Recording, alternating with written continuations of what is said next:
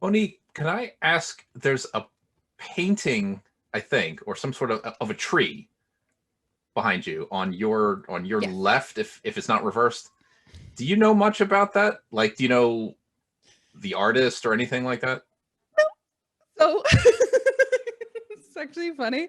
This makes me laugh because it's like it was a Wish order, and it was my first time ordering on Wish, and I didn't really know what it was. I don't. To this moment, I've just learned the word wish and wondering what it is. So Wish is like an online shopping place, like Amazon, but everything kind of comes from China. So that means like AliExpress, but not electronics or something. It's more like no man's land. And I learned like when you order something from Wish, it could look like, hey, here are some regularly sized dice that you can order. They glow in the dark. They're pretty. But when you get them, they're actually like this big. Nice. So this was supposed to be a full ass poster.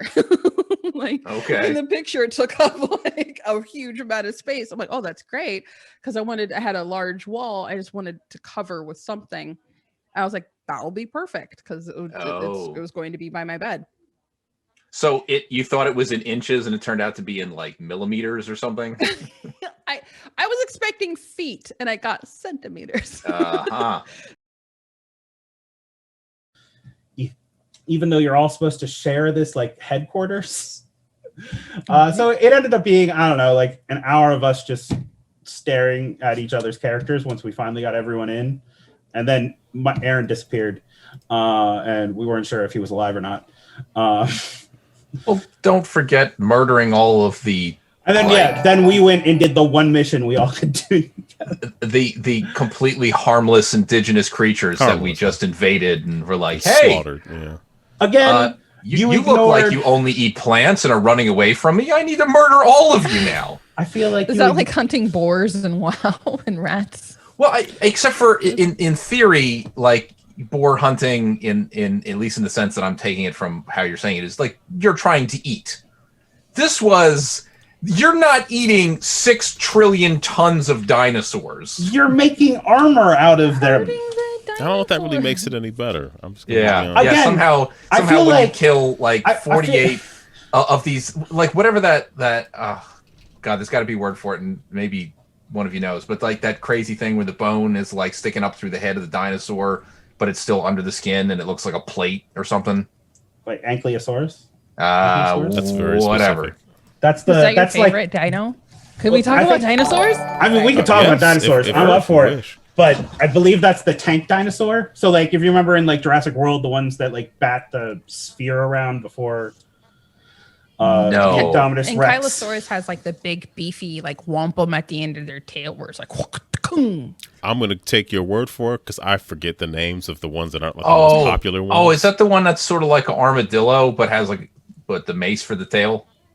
No, that's the Ankylosaurus. That's what you just said, right, Monique? The Ankylosaurus? Yeah. I called it a wampum because I thought rather than I thought you meant that was his actual name because I haven't really like paid attention to what dinosaur names were since like around the time they're like, yeah, Brontosaurus isn't real. Yeah, they're like apatosaurs and brachiosaurs and apparently people didn't know how to put the bones together right. We invented a dinosaur. You mean they didn't put laser guns on dinosaurs? I can't believe it. So can't I just get some sharks with frickin' laser beams? Well, I mean, if you say please. Yeah. And then there's also like the Pachycephalosaurus, which just has like the helmet looking thing on it. They're the ones who like ram their heads into stuff, or at least in movies. Yeah. Okay. Yes. the found footage. Yeah, exactly. I was like, really my love of dinosaurs came back full speed when my eldest watched Dinosaur Train when they were young. Okay. Dinosaur Train is probably one of the most lit shows on PBS. I don't think I've ever seen Dinosaur Train. I am looking before. up Dinosaur Train right now. Dinosaur Train. Dinosaur Train. It's great. Wow. So wait, are they dinosaurs that live on a train, or are they training to be dinosaurs? You'd be the best Brontosaurus you could dinosaurs. Be. Is it Snowpiercer for dinosaurs? No, it's so what it is you have a family of pterosaurs, and one day the eggs hatch, and there's 3 pteranodons and 1 T-Rex, and so they adopt this T-Rex, but this T-Rex is just like, who am I? What am I doing here? And what is this? And the mom's just like, well, we're your family, but you should learn more about dinosaurs and dinosaurs like you. So let's all ride the dinosaur train, which goes through all the Cretaceous periods, right? Like the Jurassic period, the Triassic period, and all that. And you get to meet and explore different dinosaur species and types as you travel on the dinosaur train. That also does time traveling on this dinosaur train. And so it's really, really phenomenal because like one of the dinosaurs is on the spectrum. One of the dinosaurs is adopted, like Buddy, the T-Rex is adopted by pteranodons, and like how they adapt, but also like how they help him accept being a T-Rex, be proud of being a T-Rex, and like getting involved with like T-Rex culture and like how they migrate and go after prey and like eat carrion, even though they only eat fish. And like, it is a really, really fantastic show. Carrion's already dead. You're not hurting him. I guess I missed this one. It started in 2008. It was on for 5 seasons. I've never seen it. Okay. Oh, and hey, my homies are in chat talking about dinosaurs, which is awesome. Hi, homies. Sorry, I'm just say hello. Are we live? Yeah, we've been live. I didn't know we were either. I was like, I got Aaron didn't tell any of us we went live. I asked. I said I'm going to go live. You said you were going to try, and then never said. And then it didn't work. So that means you all didn't believe in me, and that you figured I never would. Thanks a lot. I thought there'd be like a countdown screen or or like we go silent beforehand. But no, we can keep talking about dinosaurs. Yeah, we've been doing this for, 11 years, and we're still very unprofessional. What is Hero by Clicking doing in here? Sorry about that. I was successful ultimately. I should have. Also, I realized that XSplit was recording, but there was actually no sound. So, yeah, it's been an experience. Yes. See, and Hero clicking in chat, or Hero by Clicking absolutely knows about Dinosaur Train. It's great. They also talked a lot about Lambeosaurus, which are my favorite. Dinosaurs with crests. Okay. I can picture them. Yeah. I'm trying to think, what was I doing in 2008? I don't know how I missed that. I don't know. It's a really good show just about like learning about different dinosaurs, right? But it's really just good about like, oh, here's someone that's different. Well, what can they tell us about them? And then like rather than going like, different.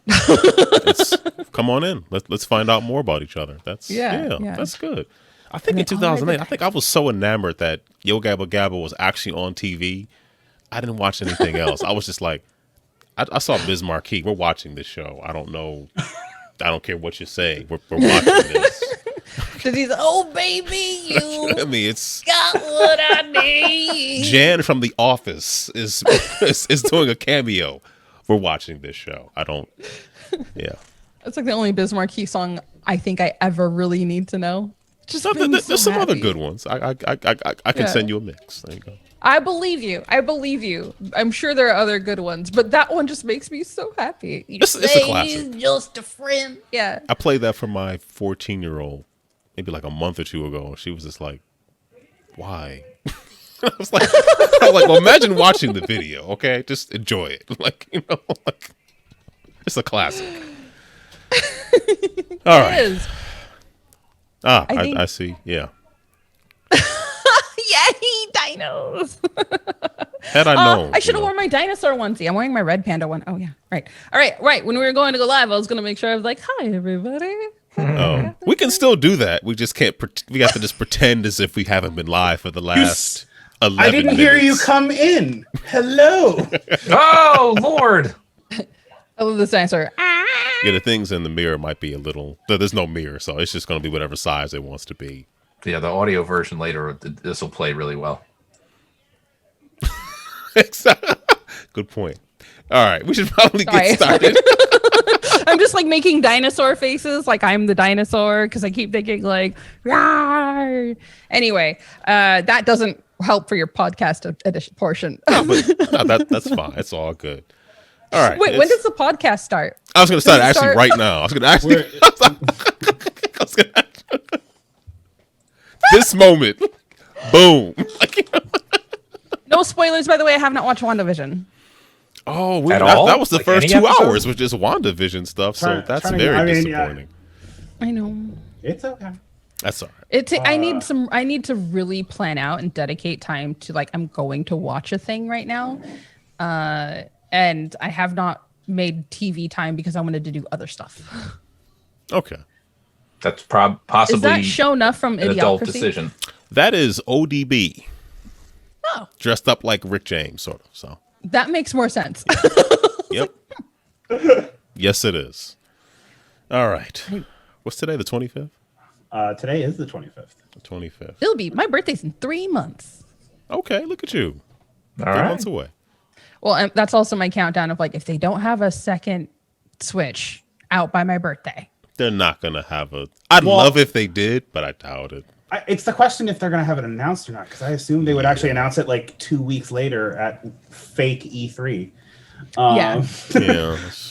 So I'm waiting for the announcement, I should say, not the console itself. Oh, anyway, Book of Nerds said, where's the Delaware background, Tiny? Step it up. Yeah, I'm trying to think of what a good Delaware background would be. From Wayne's World, hi. And while you do that, let me get to this intro. It's Thursday? All right. It's Thursday, February 25th. This is GameEnthus Podcast, episode, I think, 430. We've been doing this for a long time, and I still don't know what I'm doing, but that's okay. And our guest has a bear on her head. But yes, I do. Yes, she does. And that is my choice. That is a red bear head? Yeah. What other color bear head? Well, I don't know. I can't red, pink. I'm not sure. It looks. Yeah, it's it's from Fortnite, which I've never played. I was gonna say, it looks like the Fortnite bear thing. Yeah, I've never met ODB, so it all kind of Cuddle Team Leader. I think Team Cuddle Leader. Something about cuddles, and it's a big pink bear head. And leadership, apparently. And leadership, because I'm a boss. All right, let's cut to the chase. Mike, Tiny here. You guys are here. Say hello. Hello. Hello. Our guest this week is Monique, Game Freak Geek Girl. Thank you for joining us.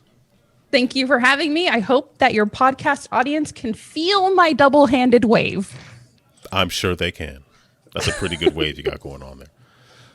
So for the people who are listening, folks in the chat who are watching who do not know you, Monique, and know what you are about, do you want to just kind of run us down what you've been up to in terms of the gaming industry, all that kind of stuff? For a nice introduction that I should probably do, but I'm not going to because I couldn't do it better than you. All right. Yeah. My name is Monique, and you can find me in most places just as Game Freak Geek Girl, which is all one word. Harder to say. Everything's spelled appropriately, though, so it does make it easy to find. There's no unique spelling there. Trying to think in dual time with podcast and video. So what I do is I stream on Twitch and talk about board games.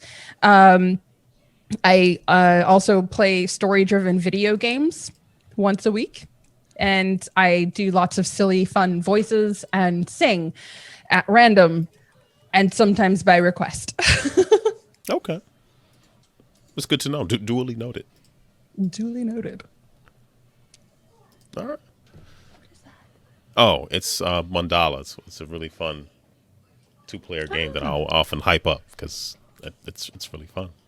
It's really fun. It's backwards, so.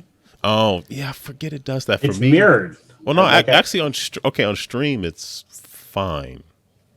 So I don't know. I don't know what's going on. Monique, what's been going on with you as of late? This week, last week, just stuff recently. What's been going on? Bring us up to speed. I started a new game called NeoCab. I had just finished playing a really amazingly written game called, these are video games called Arcade Spirits. Arcade Spirits is a more story-driven video game that more like a visual novel style, but it was so, for me, quite groundbreaking for the genre about what your ambitions were, how it was written, the kind of people that it was written for and about, and it was just an incredible experience. I really loved that. And now I'm starting to play something called NeoCab, where it's more mystery, more drama, but still also very story driven, where it's like where your character's mood is affects what choices they have available to them and how they gather information and clues about their friend who's gone missing. It's like a taxi cab confessions kind of thing, where are you the person? Wait, yeah. I mean, yes, like you're a taxi driver, but you're human in a world where all drivers are pretty much automated, and so in that way, you get to have like these really unique experiences in a world where people aren't used to being able to talk to each other because they're so used to having everything kind of automated through a computer system. Like Total Recall. Yeah. And you also like, they have how you monitor your emotional state and therefore monitor how much stress you have, how much work you can do, what information you can find. You have this technology that tracks and shows your mood by light.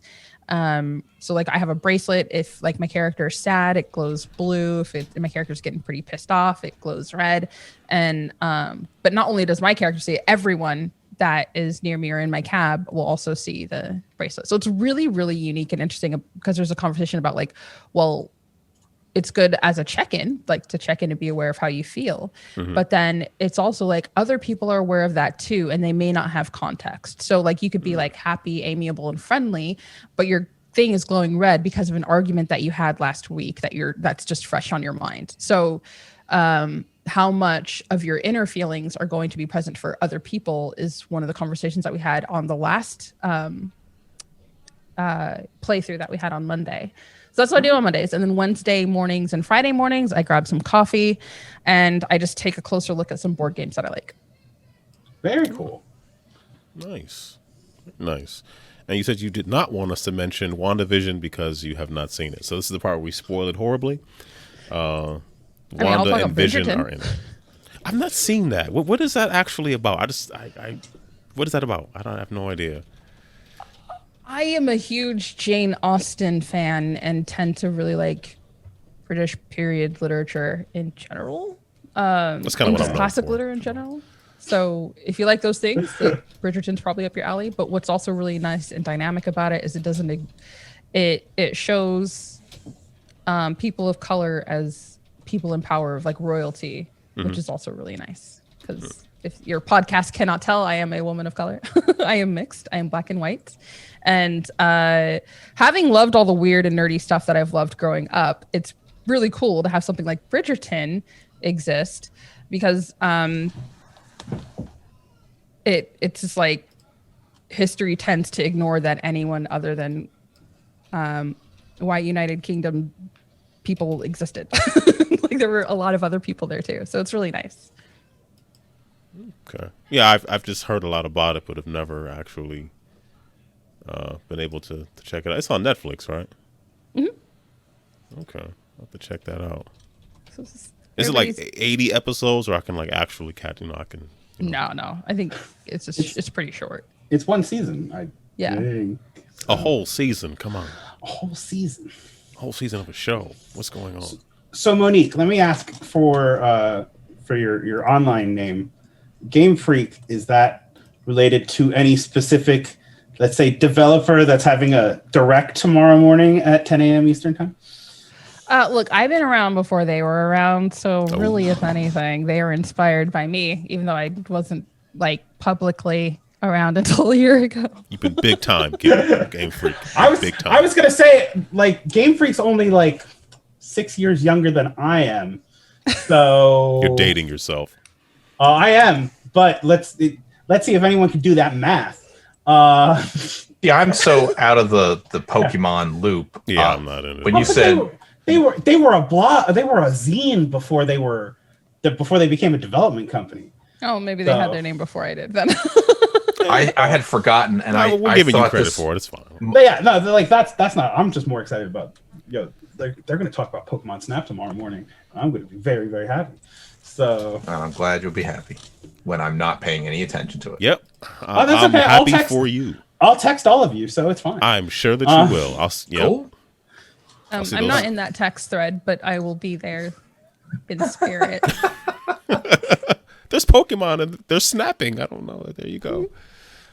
Actually, the only Pokemon game I've ever really played, pardon me, except for Pokemon Go, is the Pokemon trading card game. That was my jam. Okay. Yep. I think Aaron doesn't play trading card games, so yeah. Well, my children were excited because apparently. I'm sorry. Go ahead, Monique. No, I'm sorry. Go ahead.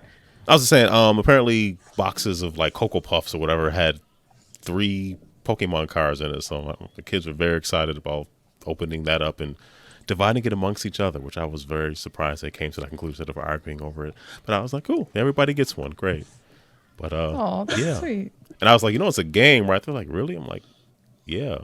What do you think all those numbers are for in the back? What? It's like, give me the card. Okay, go to bed. So yeah, Pokemon had been around for a minute, but it was I remember there was this kid in my apartment building who loved to play the card game, and I've always been very like, if there is a game happening, I want to know how to play it. Mm-hmm. And so I just remember like he's just like, hey, I used to hang out with his brother, and he'd be like, hey, do you want to play Pokemon? I'm like, what's that? Like, I knew what Pokemon was, but I was like, what do you mean play? Like the video game? I don't have a Game Boy or whatever. Like, no, I got the card game. I'm like, I'm in. What is it? Show me. Fell in love with it. And it really worked out when I became a nanny, because we played a lot of Pokemon. Okay. Very cool. So when you were a nanny, the kids were into it already, or you introduced it? It was something they came into being interested on their own while I was with them, and as a result, I was just like, "Heck yeah, I will play this game with you." And then it was just that was a special treat time that we got to do after they had finished their responsibilities. We just sit down and play so much Pokemon to the point where it's just like, "No, Miss Mo, I don't want to play Pokemon anymore." And then sadly, they got into Yu-Gi-Oh, and I was just, wasn't really my thing. Yeah, Yu-Gi-Oh. Well, one thing that I think I learned in the last within the last year anyway is that the real game of Pokemon is you buy the cards in the 90s and then you never open them, and then you sell them in the 2020s for enough to retire on. Yes, that's the meta game. Trading card games in general, I think. Yeah. And I thought I did well with my Magic cards, where I made like $100. You've retired already, right? I mean, that's retirement money. That's how I can be on the show, because I have no responsibilities anywhere. Weren't there Pokemon cards at McDonald's or something? People were like ordering. People were stabbing people over. It is in the Happy Meal right now, and people are. That does not sound like a Happy Meal. It's not at all. It doesn't come with some stabbings. Well, I mean, like, I think I would be happy if a physical Pokemon jumped out and stabbed me, because I'd be like, holy crap. What? They're never going to believe me. No, and it's going to totally be true. But I would not be happy about being stabbed, but just that a Pokemon did it. But even if you had film footage of it, people would just be like, what? It's one of those like AR overlays. It's like a deep fake. Yeah. Yep. I wouldn't even care at that point, because the person who was stabbed by a magical monster, would be happy. Depending on how severe the stabbing is. Right. Then I just die happy. Well, I was going to say, maybe after you recover, you're like, really? First Pokemon fatality. I'm a bit of an optimist, Machamp was here. He's that. Really? Okay. With both hands? I don't know. All 4? Whatever. I mean, there we go. I corrected myself. The image of the Detective Pikachu pops in my head like, he has 4 arms. That would mean he would. It's also weird that he used a knife. Like, it's just. Well, maybe he had 4 knives, 1 for each hand. I mean, why limit Machamp? This is aggressive. What are we doing? Like, and it wasn't even a knife after all. It was just like an old fry that got lost in the box somewhere. That's just a lot of strength to stab somebody with an old fry. I mean, if anyone could be stabbed with an old fry, I would love for it to be me by a Pokemon. That's quite you the can just scenario. keep adding the improbabilities to this. I feel like the McDonald's closest to me, who runs out of everything, would not like if I even wanted those cars, I'd drive up there. They'd be like, we don't have anything. I'm like, this is so bad. We're like, the kids got nuggets. They like put the nuggets in the fry container. I'm like, really, y'all? Like, you could just fold it down or something. I mean, try. Putting the burger into like a cup. You know, like, just put it under the milkshake machine. They don't have ice cream, but the milkshake machine will solve. Oh, yeah. We asked for like we don't have smoothies. I'm like, what do you have? Like, why are you open? We're out of buns.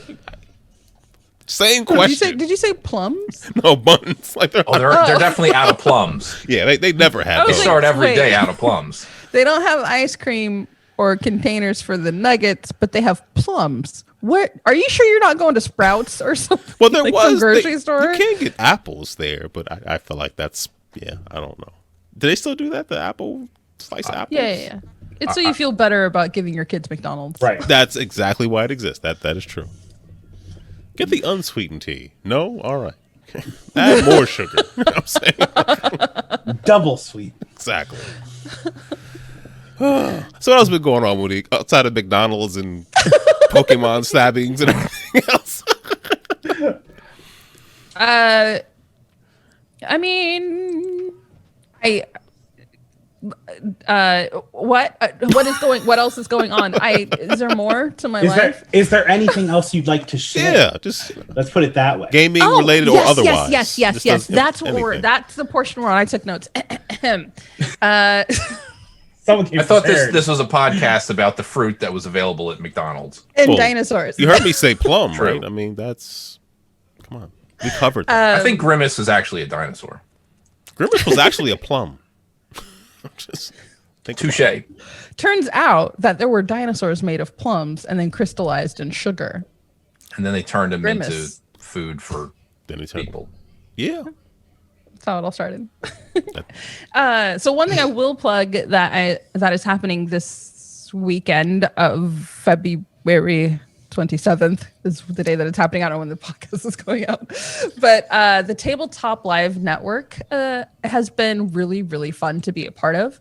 And what it is, it's like all the board gamers in the Twitch community, people like Panda Angel, the Brothers Murph, Ruel Gaviola, she's in the chat with Tabletop Tonight. Yeah. Like all the homies, like Book of Nerds. Oh yeah. Yeah. Ross, some more games, please. And just like, there's just so many, and so many homies to name, but those are the first ones that I thought of. We all get together and we stream. Each channel streams for 2 hours and then raids into the following channel and then raids into the following channel. So it's just kind of like, it's kind of fantastic because it's just a really great way to see what each kind of style each person has. If you are intimidated and not sure where to get engaged with Twitch, I'm intimidated, and especially board game Twitch, because so much of Twitch is about video games and like super famous big streamer type people, but board game Twitch has grown considerably over the last year, thank goodness. And it's a really great way to meet how many people are involved in the community and also like how many people hang out. I really like Twitch and streaming because the interaction that I get with the community is par for none. It's fantastic. But also I get to guest and be with other people on their Twitch streams, and then they'll come and be on my Twitch streams, and then we get like our special stickers that we collect for each other, and it's just a lot of fun. So Tabletop Live Network event put all that together, or it's just one Twitch streamer after another. Kind of, when I say raids, it's like they take their audience and then drop them off in another channel. And it's like, here's someone else doing board games today. And it does that for about 24 hours for people all around the world. So no matter what time zone you're in, you'll be able to find someone playing board games and connecting with the community in a really fantastic way. That's cool. So what games are you going to be playing? So I will be a guest this time on Silver Metal Tavern's channel. My channel, Game Freak Geek Girl, is not active this weekend because I've done other events, but I will be guesting on Silver Metal Tavern, and it's going to be like a Hollywood style presentation game show, fun stuff, where it's myself, Silver Metal Tavern, and your friend Dakota are the guests. That sounds like fun. Very cool. It's so great. I love it so much. I love this community. It is. It gets me like effervescent to talk about it. I haven't been in it very long, but people have certainly been very welcoming and very friendly. So it's good. I see like my homies in chat right now, just like good people I play games with regularly, and they always win, but they don't talk trash, so that's fine. They know they're gonna beat me, but that's okay. When you play with Amanda Panda, you just kind of accept your loss because of the benefit of playing with Amanda. Exactly. You know you're taking that L, but she's so pleasant. You just walk up and say, destroy me. Yes. This is like, hello, I love you. I'm prepared for my defeat. Yep. This is the penance I pay to be part of your circle. That's it. Or if you go in thinking like, I know these rules, man, it's like, no. No, I know these rules. Everybody gets 4 cards. You're like, oh yeah, you're right. Or Amanda's so lovely. I love the way her mind works and her brain works. This is like, I feel like anytime I could have like my favorite game I've been playing for 20 years, I'm like, man, I'm going to teach you this game, and I teach you the game. And she's like, but why would you use this strategy? Are you sure you don't want to do this? I'm like, I've been playing this way for years. Yep. I thought I knew something. I never engaged that mechanic. And I've been tanking and sandbagging my points by 50 points a round. You can roll the dice? What? Who knew? I can make glass. This is a deck builder? I thought this was worker placement. No wonder I've never won. I do love games like that where there are like those two massive mechanics that like integrate together, and like the goal, of course, is to have a balance, but it's fun when you realize you've been going whole hog on one side too hard. Like, for example, like I just played Cascadia, and also the same experience I had with Calico, where I'm like, all right, I got to focus on colors. Crackers, I forgot about the patterns. Or like Cascadia, I'm like, all right, let's go salmon. Crackers, that was supposed to be a moose. And I completely missed the part about terrain. Have you played either of those, Cascadia or? I've not. I'm more familiar with what Cascadia is than terrain. Who's the designer behind Cascadia? Cascadia, I believe it's Flynn. Is it Daniel Flynn? Or designer? I don't know. Yeah, I know Best Sobel did art for both of them, and they're both from Flat Out Games. Kevin Russ is a designer for Calico. I thought it might have been Kevin Russ because I've been playing Overboss, which I know he was one of the co-designers on that, and he and those tile placement games, man, they Kevin get you. Is such a lovely human being. Really like. I think I met him playtesting some stuff with the Talon Strikes guys. Yeah, he's a brain. He's He's very kind. Let's see. Flynn. Oh shoot, it's gonna bother me. I think it's Flynn is the last name for the designer of Cascadia. Okay. But both. I just played one on stream on yesterday, which was a lot of fun. But it was definitely like you need to keep track of what animals you're propagating in your Cascade area, and then you also have to keep track of like what the terrain is on the tiles, because you want to get groups of terrain together. And I completely lost focus on the terrain that I wanted to put together, and then like at the end I'm like, all right, that's 1 point for a mountain, because I only have the one mountain. That's easy to count. 1. Woo! Were you playing the physical version, or is there an online version? I was playing on Tabletopia solo, and very glad for it, because I'm pretty sure my score was so bad it would have been very embarrassing had I been playing with another person. It's one of those where like the AI is just like, are you sure you don't want another tutorial? We can start over. Was it that bad? So. All right. Is there anything else you want to share during this sort of anecdotal phase of the show? Oh, I could talk forever. I'm a Gemini, so it's fine. Is that a Chocobo behind you? Chocobo? I have many things behind me. Next to the pen mug. Yeah, I thought I saw a bird. So that'd be, yes, there. That's what I use to hide all my extra things that have space. But it's what is this artist?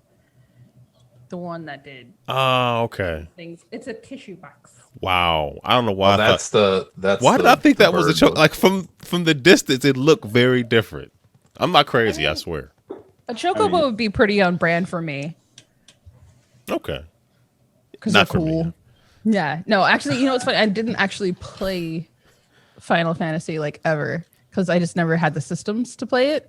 But I did play a lot of WoW, and Blood Elves had Chocobo adjacent mounts. Oh.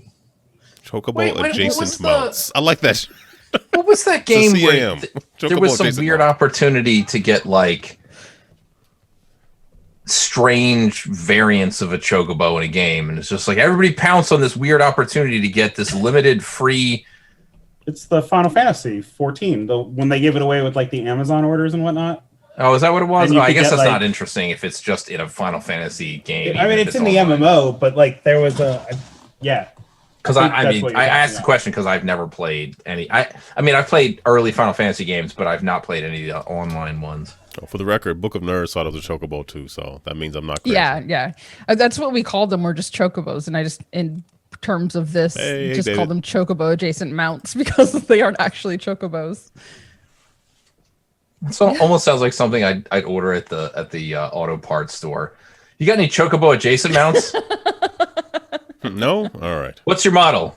What's the year? I can get one here in 2 days. So you've been to an auto shop lately? Unfortunately, I have auto part things on my mind because of something that I probably won't get into on this episode because I don't have enough of a story to make it worth interesting. But yeah, auto parts, good times. Yeah.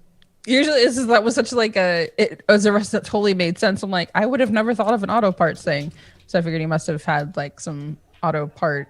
Well, the mounts thing is what got me. It was just like, oh, upper strut mount. Yeah, right, yeah. That sounds like a mount. That sounds like an auto part thing. Yep. Yeah, that's great. I was just curious. Mike, please tell us more about auto parts. I'm not. I mean, at some point in the future, when I have like an ending to the story, I may talk about the auto parts adventure that I've begun, and I'm in limbo right now. But yeah, Sorry. No. Go ahead, please. I'm just trying really hard. I just wanted to confess, I'm trying really hard not to sing the O'Reilly auto parts jingle. Well, there's one of those within a jingle. Reasonable drive to where I work, but I don't think I know that jingle, I've so never you might been have one. to. You might be cajoled into singing it because I'm not sure if I know it. I took three steps backwards. I couldn't possibly. Not today. So I will feel better. Just getting it out of my head.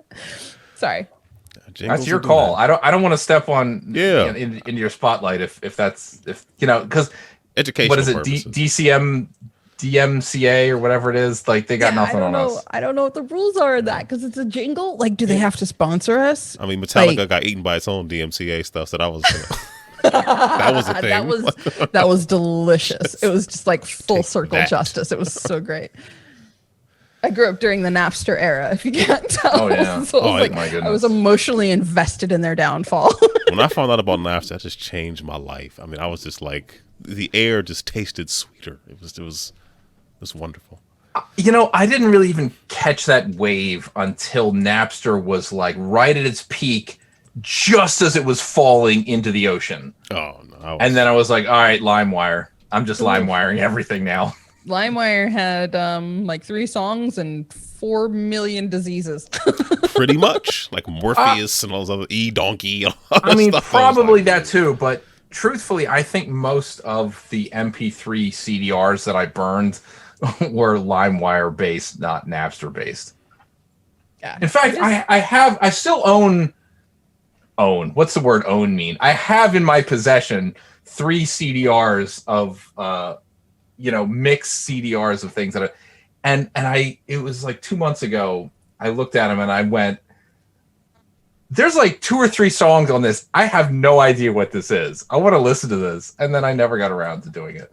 So maybe someday I'll rediscover what it was that I thought was cool enough to burn, but I don't even remember what it was. Burn it again for the first time. Speaking of burning, I want to try to make this a short story. So I'm going to skip over. I'm going to give the Cliff Notes version of this, but I've been on a low-key quest to figure out why there's banging in the pipes in my house. To cut to the main chase, very recently, I've pretty much zeroed into the fact that it was from my dishwasher and not necessarily anything else that runs water, sinks, toilets, whatever. So I decided, okay, we had to buy a new dishwasher. I may have told the story in the show. I don't even remember.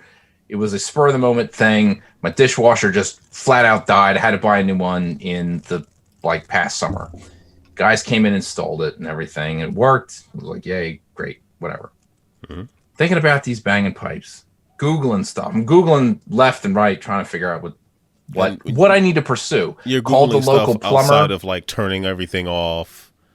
And then, well, I mean, sure, I could just shut off the water and live as a caveman for yeah. Well, I mean turning off the main source and then getting all the water out of every pipe, turning on everything else, flushing all the toilets, and then I guess floor by floor. And that did absolutely nothing. I assume that's yeah.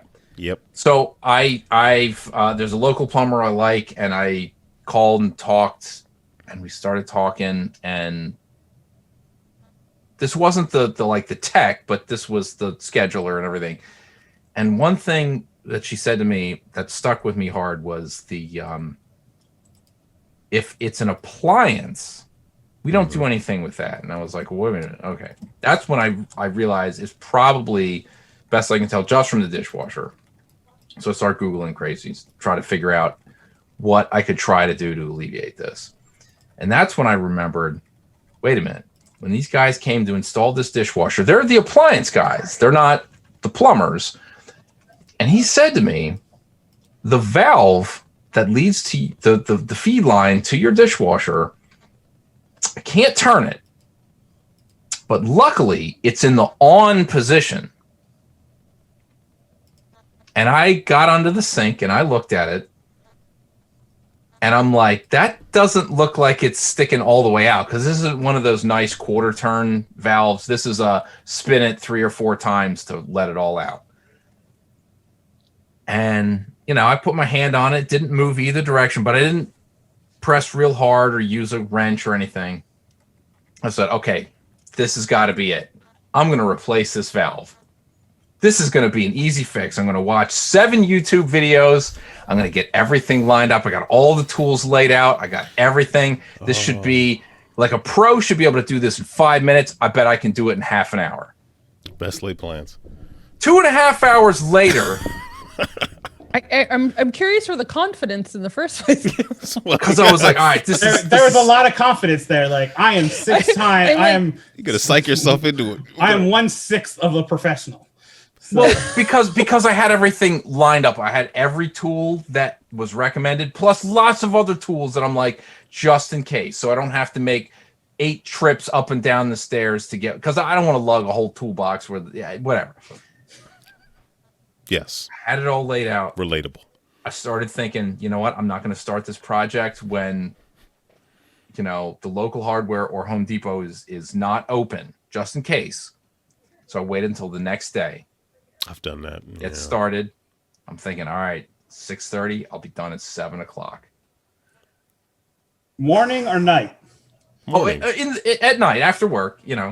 See, this is why I asked these questions. This was about. They said he waited the next day. I'm confused. 8:30.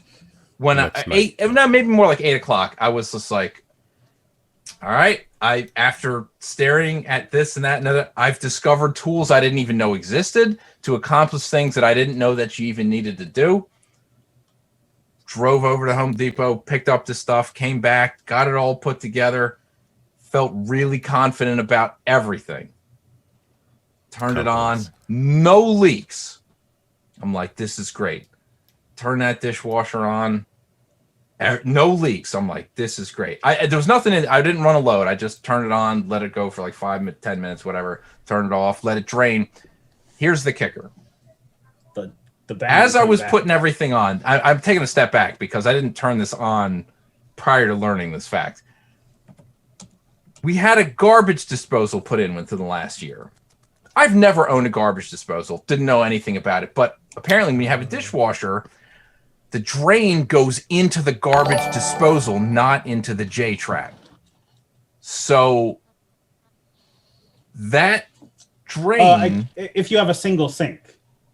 No, we have a double sink. It still goes into the dishwasher. Oh, into the garbage disposal. Okay.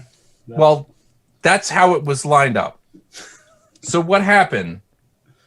As I was putting everything together, I'm like, why is this drain hose not connected to anything? It's just laying on the floor now. And I'm like, I barely made contact with this. If I hadn't gotten involved in this project at all, the next time we ran the dishwasher, there probably would have been an entire load of water all over the kitchen floor by way of the kitchen sink cabinet. So I'm just thankful I got involved in this whole thing to find this problem, and I solved that. That's all squared away now, and I will be keeping an eye on that for future reference. But as I mentioned, no leaks, felt good about everything. Checked it in the morning, still no leaks. Great, awesome, love it. Today, come home, fire up a real load of the dishwasher, go downstairs while it's running. Those pipes are banging louder than they ever did before. That's not good. Yeah. So I learned about the existence the pipes are calling. of something called a water hammer arrestor. I've heard of that before. So is that the new 40K model? I wish it was down this line. I'm just telling a story. This has nothing to do with gaming or anything, whatever. But I was on a mission. I'm going to go get one of these things. That should take care of it. I go to my local hardware store. Nothing. Go to Home Depot. Nothing. Friendly local hardware store.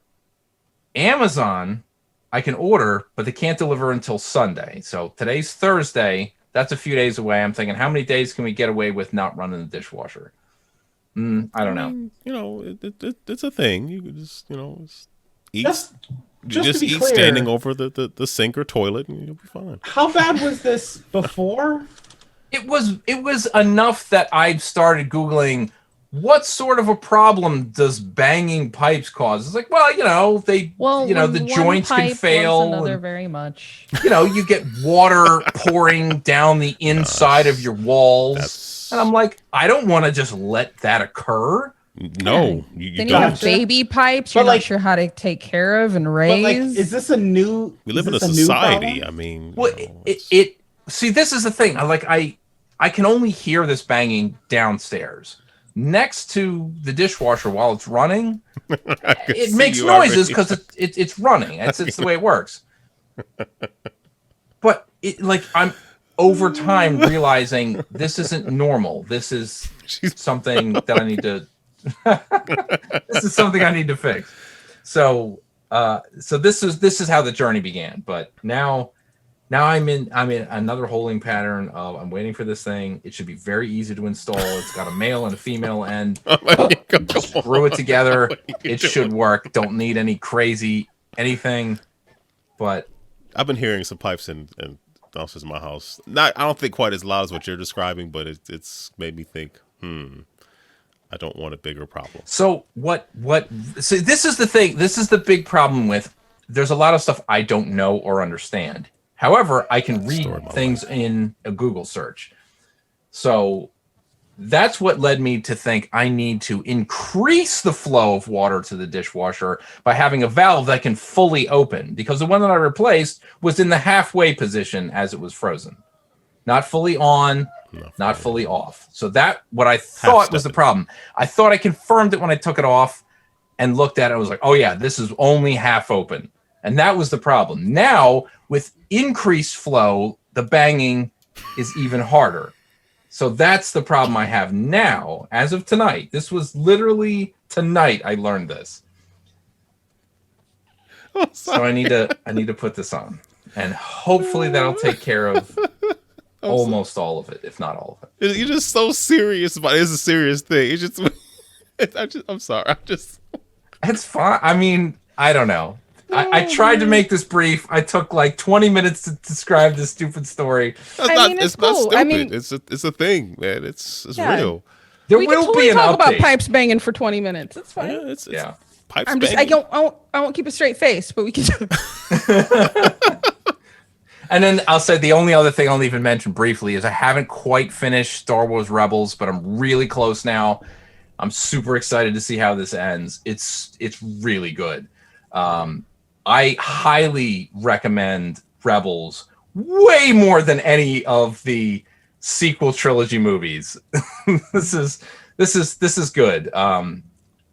It's nowhere near as long as Clone Wars. It's only 4 seasons, and the 4th season is about a third shorter than the other ones. Was it doing the writer's strike or no? I don't know. I didn't even know this existed until very recently. But that just means you didn't listen when I was watching it while it was live. Yeah. So, I heard I ignored you and didn't watch it, but I heard you though. So, I mean, granted, yeah, I mean, easily you could have told us about every episode as you watched it on this podcast, and I could go back and listen to them and feel amazed at why. I mean, I don't even know what network this aired on at the time.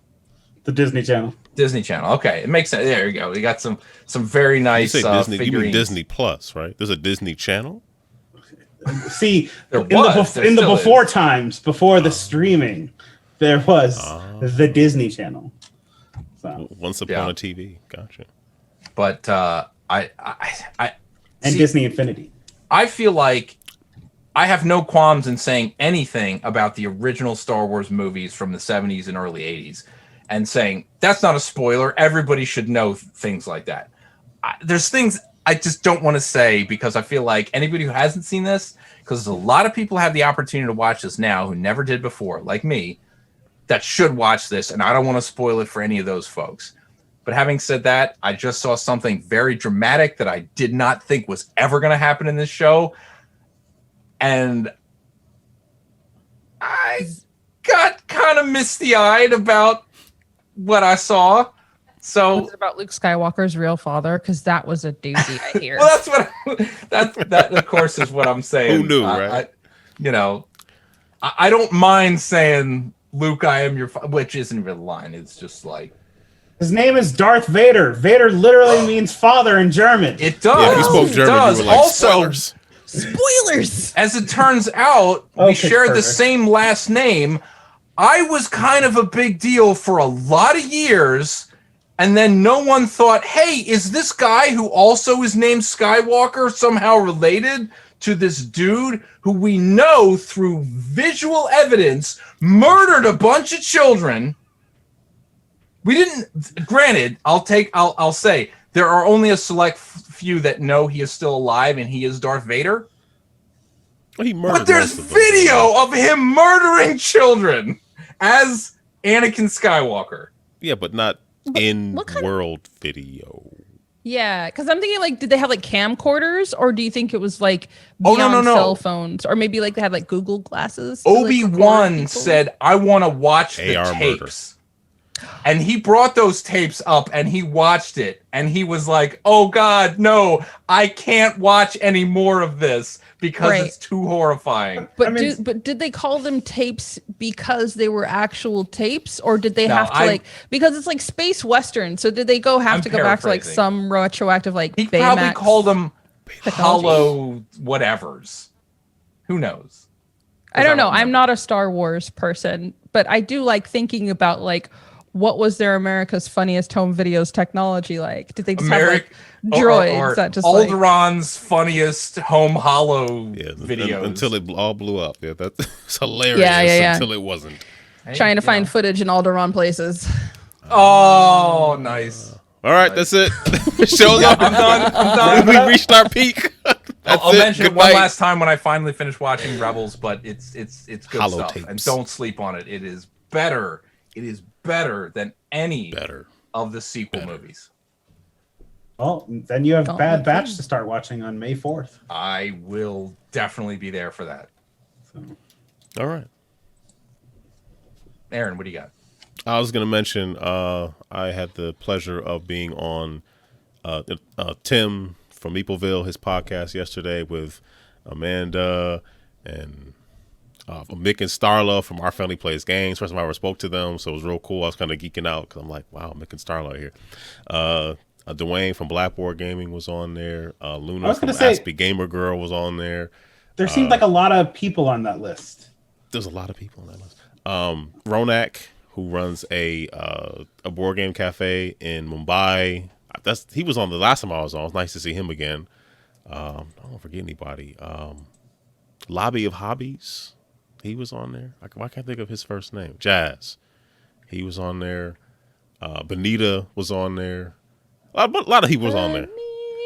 Tim obviously was there. How do you keep a number of those people organized? Tim does it. I mean, he lets you know like what you're going to discuss, and then what we do is he picks somebody to start, and then they just pick somebody else. Is this the one that you had like prompts or a question for, or? Yeah. I'm trying to remember. Okay, this is that. We've had like once we get above 6 people on this podcast, let's say it gets a little tough to organize. We're not professional. Well, I know what you mean, but because one person calls another person after they're done to give their response, it flows pretty easy like that. So it was really fun. Hopefully it'll be up pretty soon. So it's my second time being on there. I enjoyed it, and hopefully Tim will be nice enough to have me back. So, and the last thing is, Monique, I see that you have a Stardew Valley poster on your wall. Ba-na-na-na, that's a Zelda sound. Yes, it is. There it is. Ah. So did you order the Stardew Valley board game that was announced, 2 days ago? Maybe 3 days ago? Almost. Okay. Almost. So I love Concerned Apes video games. I love what they've done with it. Mm-hmm. I don't know what their board game experience is like as a player or a designer, mm-hmm. but I worry about how that system is going to work, because thinking about how Stardew Valley works, there's a lot of automation that happens behind the scenes, like that would not happen in a board game. For example, like growing blueberries. First you get the seed, and then you have to get the land ready, and then you have to plant the seed, and then you have to water it every single day, make sure it grows. And then after it grows, you pick it, and then do you store it? Do you make something out of it? Do you sell it? Or do you make more seeds and then plant more seeds? Because there's all those little tiny micro things that happen with just growing a blueberry. How does that play in a game where you not just have blueberries, we have cauliflower, tomatoes, special ancient berries, and everything, because they wanted to keep, it looks like they kept most of the things that are present in the game, mm-hmm. and then they fit it into the board game itself. So if you're mining or monster hunting, there's 12 different kinds of slime and 4 different kinds of orange rocks. How does that work if you're going to keep that in the game as well? So because it looked like they wanted to take the whole game and fit it into a board game, I'm curious about how they make those mechanics work without bogging down the game or making everything feel so microtransactional maintenance based that you don't actually get to experience the play and fun of the mechanic that the mechanics produce, because you're so engaged with this constant maintenance and refreshing these tiny little micro moments. So I'm curious how they fit all that in there and also not weigh the game down, especially since it's 45 minutes per person to play. Yeah, I saw that. 45 to 200 minutes for a 4-person game. That's a lot. Yeah. Yeah. So it makes me worry about kind of the flow of the game. Or will it feel like a game where the mechanics they make sense thematically maybe, mm-hmm. but they don't work in the flow of the game as people are playing and interacting and building up and through their piece player area. So those are the things I'm curious about, because it doesn't seem like anyone from board games or with board game experience, especially for a game that heavy, that big, with that much content in it, it seems like there should be someone who really understands how those systems work in there somehow. But it was just like Stardew Valley, the board game community is like, oh! I'm like, wait, none of you knew? People got hyped. Take my money. Yeah. Yeah, I know. But the other part of me is like, Stardew, I don't care. Pfft, art looks amazing. I played the game for like maybe 20 minutes or so. It's not really my speed, but I like the board game looks nice. I like the components, but to your point, you think it might just be like too many little moving pieces. That's what I'm worried about with 45 minutes per player with new or seemingly unexperienced designers. But also, it may also still be worth it if you really love the game, because the artwork looks phenomenal. And it's co-op, like the production, it's co-op. You can play solo, which is 45 minutes is no big deal for a solo game or whatever. But then there's also like just the components alone would probably be worth it, even if like you are any way I'm going to play with this game and see what else I could do with these pieces, designer minded. Do it. Like it's pretty, it's gorgeous, and if anything, it will just spark a lot of creativity for a lot of different things. But I think that's also kind of like why I love board games, is because especially like Amari Akil, I want to give a quick shout out to, who also streams, is game designer for Rap Gods and Hoop Gods, and also streams, and he has game jams where he'll take a board game, and then he'll like make a game based on just the components that come within that game. And then he'll just kind of like work it out. And he just has this really beautiful mind that you get to see in action, making these quick, instant, vague, seeing this, what sticks in this system kind of games on the fly. And it's phenomenal. And so it's like, if that is something that you like to do or like to play with, if that's how your mind works, or if you just kind of want to experience the world of games that way, Stardew Valley would totally be worth getting because of all the different components that come with it. Yeah, see, Emma Larkins, thank you, Emma, by the way. She said, I love Stardew, but I'm iffy on the board game. Yeah. Hi, Emma. I'm definitely, I guess I was so caught up in how it looked. I was like, ooh, I should probably order this. I didn't, but I definitely was hovering over that button. Considering it. Oh. Yeah. Yeah, me too. But yeah. My board game buying habits have changed astronomically over the past couple of years. So I tend to buy less knee-jerk in response. Yeah.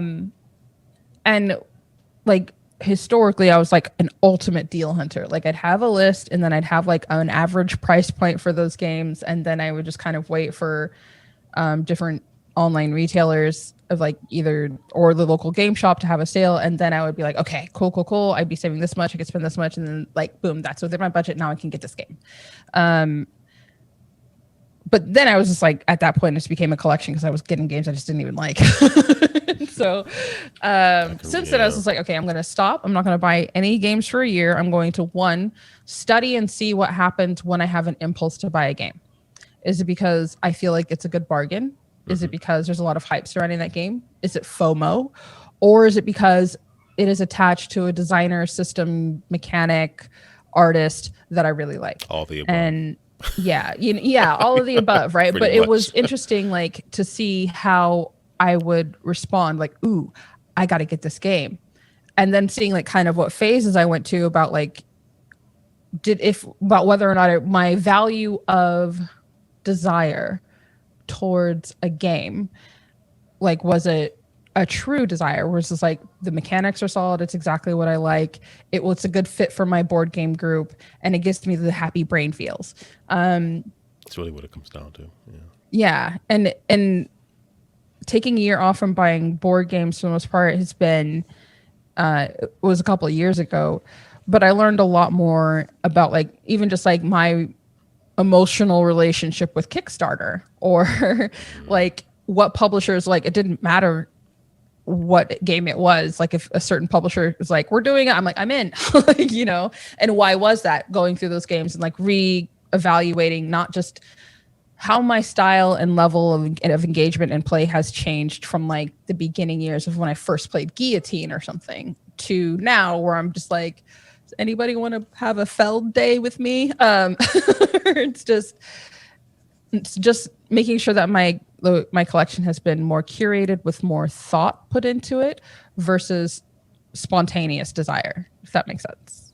No, and let me tell you, the three of us, we met each other because it was a website called Cheap Ass Gamer, who would just put up constant. Was this like not was it pre-Twitter? Was it?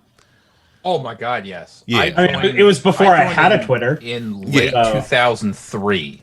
So for many years, for many years, we were just hunting down deals. Like we would just buy stuff because it was on sale. Even stuff we didn't like. It was the meta game of like, this website said this thing is on sale for this ridiculous price at Circuit City. Mm-hmm. I have to go get it because it wasn't just get it because it's cheap. Get it because it's cheap and you can flip it or sell it or whatever. Yeah, that's true. I got my original DS and PSP mostly with credit from games that I bought from Circuit City and Toys R Us for $5 a piece that I flipped to EB Games for at least twice that. So that's the nature of, you know, my what's the kind word? Like I'll say affliction. Affliction. Yeah, let's go with that. Yes. So to make a long story short, so I brought that mentality about video games directly over into board games, and then 2019 I kind of lost my mind completely on why. My wife was like, why don't we slow down on buying everything? She said it just like that. She did not say it like that. Brought 6 more games home that day and said, we need to learn how to play all of these tonight. Let's go. I would love that, but no. But so I brought that like directly over. And then she's like, "Why don't you slow down?" And then once I got into reviewing and previewing, like the floodgates of stuff have opened up where I'm at a point now where like I got a bunch of stuff I got to do for Kickstarters, and I'm gonna get them all done. But then I probably should maybe slow down. Slow down. Like come April, just space them out a bit. So it's. How do you decide what kind of conversations that you want to have with your community about board games? I don't know if I'm not prepared for that question. I don't know. I mean, this is. I mean, I'm still new, right? I've been here maybe about a year, and I've been on my own for like only like a few months here. But it's something that like it's I guess a constant conversation I've been having with myself. So it's something I want to ask more people in the community and also chat. How would you decide like how you want to engage, not just with board games itself, but the other people who are in your community?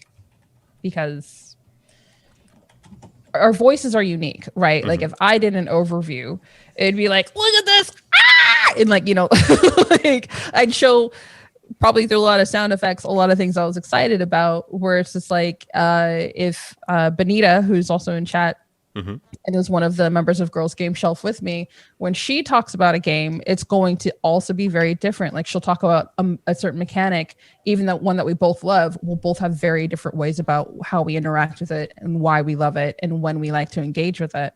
And I think that's what makes such a dynamic and wonderful kind of community for people who absorb content of different creators, like different media. But it's also something I'm curious about as a new creator. How do you develop that voice that you want to share? Yeah, Aaron. Wow. You're 2 for 2. Can we get philosophical again? I feel like I don't. In the same way that like. Well, how can I put this delicately? I don't know if I really have like I don't know if I really have like a core audience. I'm so new to it. I'm still learning. I'm still trying to find where I fit in. I don't know if I really have that like the direct like line of like, hey, you do this way. We like it. Could you do it this way? I don't know if I'm really. I don't think I'm really there yet. If that really can answer. I know it sounds like a cop out. I don't know if I'm really. I don't know if I'm really there yet. I don't think I have that foundation yet to really say, this is my style and this is how I do. I kind of just. I don't know. I'm excited. I'm very enthusiastic about games, and my actual style is just really just focusing on the games themselves. Like I just started like introducing the games on camera because I don't really like being on camera. I'm comfortable with the podcast because there's other people on camera, so you can look at other things aside from me. Please do. And you have like those sweet dulcet tones made for podcasting as well, so that helps. Well, thank you. Thank you very much. Yeah. I mean, you're welcome. You're very, very welcome. But yeah, I feel like I focus, like my videos are mainly like over the top, looking at the game, focus on components, sort of a how to play-ish kind of thing. But yeah, I'm not really big enough to really have, I would say, this is my audience and this is what they come to me. I'm not there yet. Sure. Yeah. I mean, I think in my head, my audience is like mostly make believe. And then once they hop on Twitch, I'm like, there's people here. I feel like when it came to getting into, I guess, being a board game personality, it was a lot like the Pied Piper's first day having superpowers. Right. So like, imagine you're a kid, you're the Pied Piper, you just grow up, you know, you play your pipes, you have a great time, and then puberty hits, and then one day, every time you play your pipes, rats just start chasing you. Could you imagine? You're just like, why are you following me? Like, all right, I'm on a mountain, there's no rats, I'm alone, and then like, and then rats like, and they're like, ah, and you're like, you know, you don't speak rat, you don't know why they're there. They're just like, hey, we want to follow you, and you're like, that's what I just realized. In no possible way are my community made up of rat people. I mean, like, I don't think of them as rat people. I just like, I like to talk about board games. Dig Why are you following me? Dig up. Yeah, but these are all very, very good questions. I just don't. I'm still trying to figure it out. Honestly, I'm just cool. I'm just very enthusiastic. I guess that. Yeah, that's fair. That's totally fair. And Benita's coming after you. She just said, "Did you call your fans rats?" So no. I was calling myself the word like just no. No, not at all. That wasn't the perfect metaphor. But it was more about the following than. Yeah, or it's just like one day you're just doing the thing that you've always done, and then like the next day someone's like, "We like what you have to say." I'm like, "Oh, that's new. That's nice of you." And then the other person's like, "I like what you have to say." You're like, did you talk to that person? Because did they tell you to say that? And then like, there's people, and I'm like, hi, what are you doing here? I'm just me. But hey, while you're here, do you want to play games? Since we're here, so yeah, I wish maybe in a couple of years I'll have like an answer. This is what my community. But I'm still trying to figure all this stuff out. Yeah. Yeah, One thing I was nervous about was just like, that's gonna sound silly, but just like terms that people would use, because I was new, so I had to really learn like, well, what does this mean? What does worker placement mean? What does this mechanic actually mean? If I'm going to do this, I have to be able to speak the language of the thing I'm trying to do, and without sounding too stupid. Yeah. I keep forgetting that, like. Yeah, I stopped using game mechanics in my vocabulary when talking about games because I would mostly talk to and introduce new players to the hobby rather than seasoned hats. So if I start saying, oh, well, this is a worker placement hand management game, they'd be like, I have hands. I don't know. Yes. Yes, I thought this was Catan. You're like, it is. You know what? It still is. Screw the terms, because it wasn't intentionally gatekeeping, because it does make sense if you have any semblance of understanding, right? But if you don't, like, I've never watched Star Wars, and if someone starts talking about the Mandalorian, I'd be like, is that the green suit guy? I thought that was Boba Fett.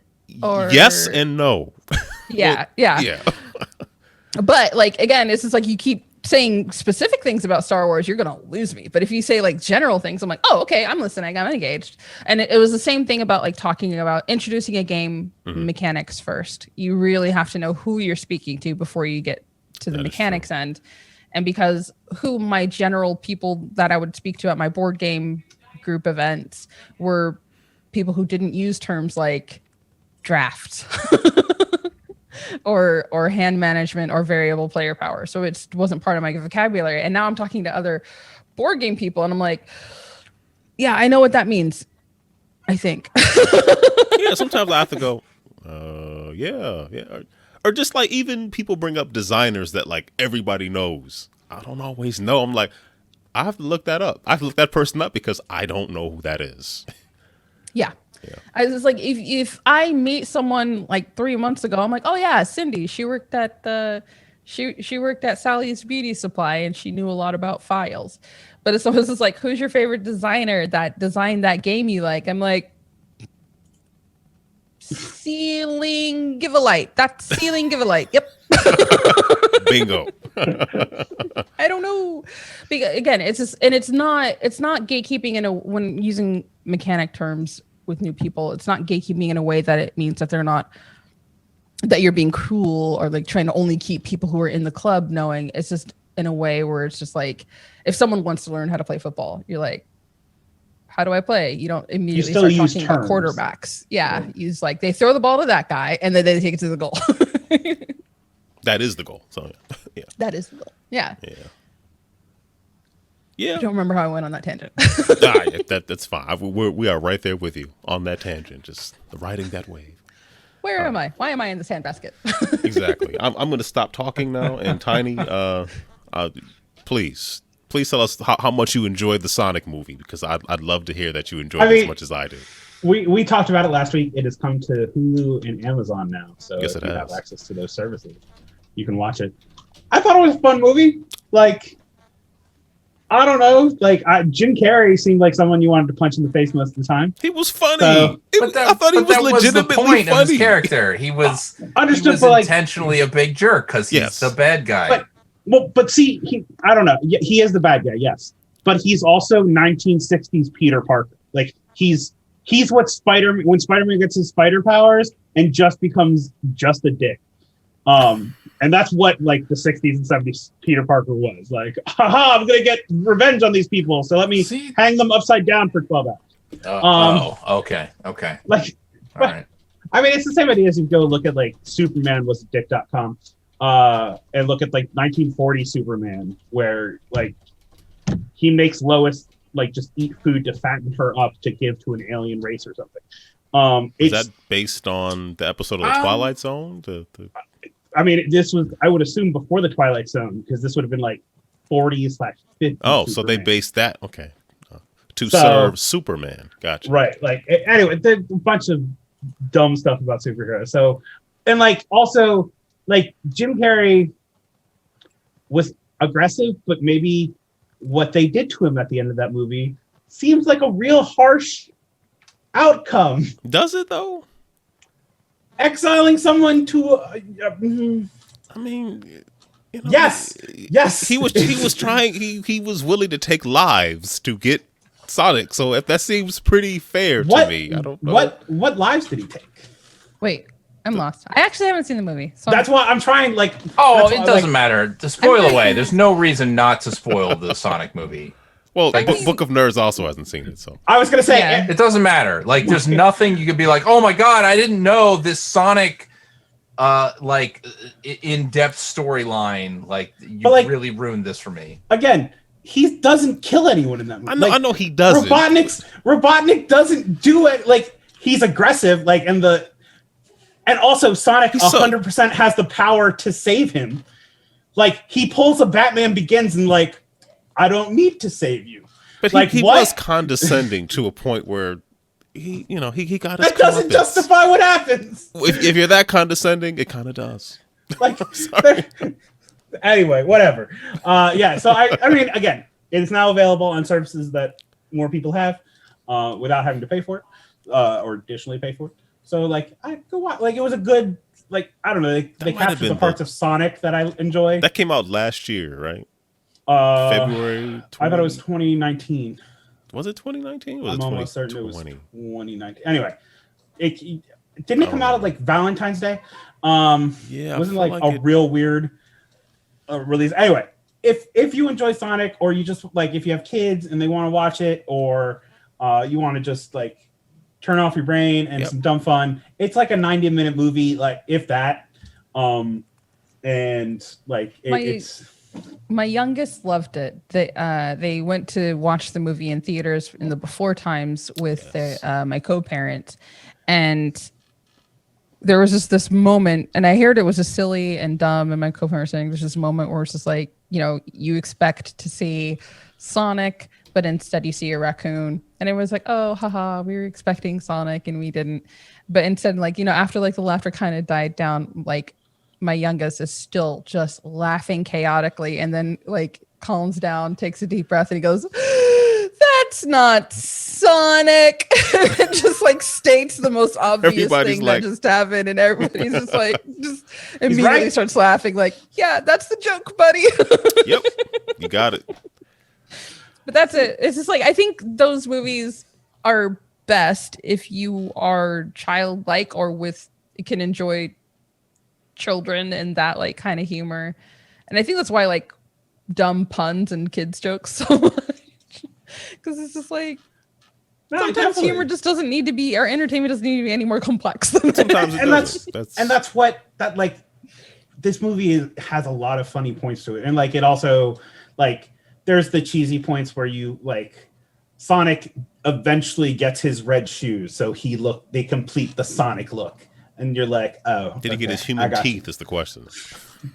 No, they never showed other Sonic. I still want to see the original cut, because that was just like, what that's like thinking? Yeah. Show me that. I want to watch that. That's like the cat's butthole cut, right? Like they spent $30 million, and had they just realized like people actually want to see Sonic that looks like what they know, who would have thought? But at least they, I mean, to their credit, they did it. Because a lot of companies would have been like, $30 million to fix this mistake? Nope. Shove it out the door and see what we get. Yeah, that's true. Yeah. I mean, they also set it up for a sequel and whatnot. So yes, they did. That I will go see. So yeah. Go or straight stream at home, whatever. I mean, that's. I mean, the go and the see all depends on how things go. I will go to a room in my house where it's on, and I'll sit down and watch it. I don't know, like, because of the year of 2020, it was a year. We'll see what movie, like, there are 4 Marvel movies that are supposed to release this year, and I find that like every 2 months you will see a Marvel movie the later half of this year only, which seems like real confident about Spider-Man. Right. I mean, it depends on when and how things go, but I mean, that's an optimistic view. Right. We'll see if people go back to theaters. That's what, December 17th, something like that. That's a good ways off. It's Black Widow in May. It's Shang-Chi and the Legend of the Ten Rings in July. Are they going to tie that into everything else? Is that going to be like by itself? That's what I need to know. It is 100% going to be a story of the real Mandarin from Iron Man 3/Iron Man 1. Well, good. And I want to see that. And like, there's also the side thing you could watch on Iron Man 3's like DVD Blu-ray, where they show like a shadow of the real Mandarin because they go and get Ben Kingsley out of jail. Yeah, that didn't make up for how crappy. Yeah. So I know you were very disappointed. Iron Man 3 was. So we'll see about that. And then the Eternals, which we'll see how they explain that one. Any footage, a picture, anything from that movie? The only thing you know from that movie is Kumail Nanjiani got in abs. Really good shape. That's all I know. Hasn't eaten a carb in 18 months. Yeah. So, because he is the next comedian that Marvel's going to make into like a chiseled Adonis. And then Spider-Man, No Way Home, which has a whole, like, they gave the cast different titles to announce the other day. So if you followed playing on the joke about him revealing the name of the second one, yes. And that's not to mention the TV shows, because now Loki's announced for a date. You have Winter Soldier, Falcon and Winter Soldier coming out. That's in like 2 weeks. Wait, Loki's available to date? Because I have some friends who are interested in. Loki on what? Is that summertime? I don't know. It's June or July. That's summertime. It's June because Star Wars the Bad Batch comes out a month before it, which is in May. So there's a lot of Marvel, and they just announced a MODOK show today on Hulu with Patton Oswalt as MODOK, voicing MODOK, and it looks just like a robot chicken. Like hey, I've already paid for this stuff. If it's on, I'll look at it. But that's not something. I was thinking about this today. I don't think I've gone to see a Marvel movie in the theater since Age of Ultron. Oh wow. Okay. So it's been a while. Like I don't care enough to do anything other than just wait until I can watch it at home. And avoid spoilers successfully so far. Yeah, avoiding spoilers is like pretty much the only reason I'm like, all right, time to go watch the thing. But I want to know, what I'm excited about is we're talking about doing more with Big Hero 6 characters. Yes, they just announced that the other day too. I need to watch that original movie one of these days. That somehow True Love is in that movie.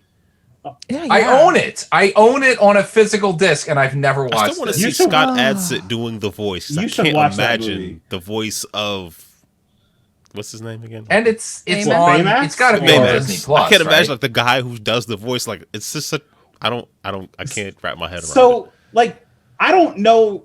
Pete Hornberger from 30 Rock does the voice of. We'll see what design of Baymax they go with. Because Baymax in the comic looks nothing like Baymax looked in Big Hero 6 the movie. It looks like Pete Hornberger.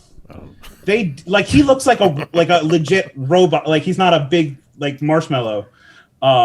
Michelin Man. And like he has a hologram system. There's a whole lot. We'll see what happens there. Because there was also a cartoon series of Big Hero 6. Yes, there was. I want to ask for a minor spoiler. Have you read the whole Big Hero 6 series?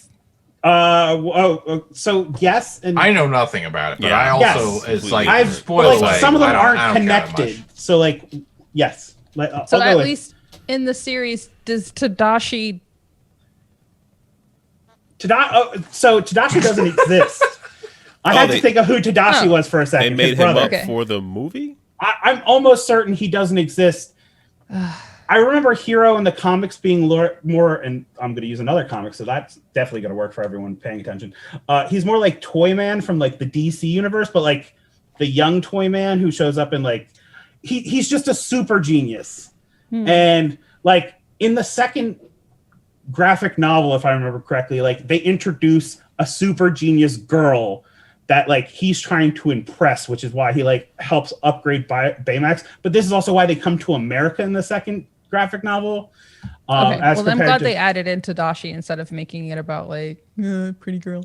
But like, then that's also me coming from like my absolute true love for Tadashi Hamada. I mean, Aunt Cass is also not a character. I will throw that there. So who runs the bakery then? There is no bakery. What is this all been about? Universe. What is this? I like the Disney one. There's also like what Fred actually changes into a monster. He's not like in a suit. This is very different. Yes, it is. Wait, next you're gonna say that Stan Lee isn't Fred's real dad. I mean, I guess like in a way he is. I'd have to go back to see who the creator is. Big Hero 6 is a great movie. I love that movie. It was very entertaining. It's so good. I loved it. Like, and I mean, we'll see what they look like. But like, I also wonder if they're introducing Big Hero 6 in to be a counterpoint to Moon Girl in Devil Dinosaur, because like she can't just hang out with 40-year-old Avengers. Like that's weird for the 8-year-old smartest girl or smartest person on the earth to be like, hey, how about we let this child go into these war zones? Even if she does have a T-Rex. There was a big fight about like having Tom Holland go and fight those battles as a young lad himself. Right, like Spider-Man, not Tom Holland. Tom, take this gun. Right. In this picture of a spider. Good luck. Said, like Tony doesn't like, and Tony Stark in the movie doesn't even think about that. He doesn't like, what if like Spider-Man dies here? What am I going to tell May? Yeah, in Civil War, it was kind of like, this seems really irresponsible. Like, no, it was discussed. They're like, 100%. Is that a child? Right. He's in high school. Like, so when Moon Girl, and she has a series coming to, I think, Disney Plus. Like, they're going to have younger superheroes for her to hang out. Like, again, it just can't be her hanging out with like whoever's left in the Avengers in 2 years. So we'll like Hero could be a counterpoint for her as another like super genius. He builds robots, and like you could see how this could start building the Young Avengers. Stuff from WandaVision could fall into place. Maybe I'm not saying what. Yeah, we're not getting anything specific. But like, there's a whole like there's a lot of world building. But like, they want to get into Phase 4, so they were going to release 4 movies this year right now. Which is a lot. I just want Tadashi back. That's all I ever wanted from life. That's all this was about, anyways. That's all this is about. Just how are we going to get Tadashi back? I mean, they're going to take the Infinity Stones and the Pym particles and go back in time and snap them in. So much time travel. So like, there's the. Well, wait till they introduce the multiverse in that Doctor Strange movie. God. Isn't Spider-Man going to basically kind of... That's when I'm out. Well, Spider-Man's going to kind of set that up in a way. We don't know that because... Well, they've already spoiled the fact that, like, every other villain and hero... Alfred Molina and Jamie Foxx are in that movie. That doesn't say anything. They said way too much. I mean, they told us almost everything. We'll see what happens. And this is one for me... If they do the multiverse and at least like show like, hey, here's all these alternate universes, and they show one where Terrence Howard is still War Machine. So like, I never would have thought that that's even a thing. Like, that is kind of hilarious. And on that note, I'm not going to talk about anything else. I talked about Marvel for like 20 minutes. I'll mention real quick. I watched Genlock, which is the Michael B. Jordan Rooster Teeth robot mech anime that they made. It's up on HBO now. I've never heard of this. It's like it's a mech fighting thing, but what if you had to put your mind into the robot? It's like, and then if you stay out of your body too long, your mind just changed too much. It can't go back into your body. And anyway. What's that movie with Bruce Willis where everybody like surrogates? Everybody has like a surrogate thing. So this is like surrogates mixed with like Pacific Rim. Yes, there's surrogate some rim. It's up on HBO. It's 8 episodes. Like, check it out. There is a second season coming, so that's why like I'm not going to like spoil anything more than like how the technology works. Also, David Tennant's in it, so like I don't know if you like Doctor Who and Barty Crouch from Harry Potter. He's there. And then I started watching Gundam again, and then How many years of that show exist? What, Genlock or Gundam? Gundam.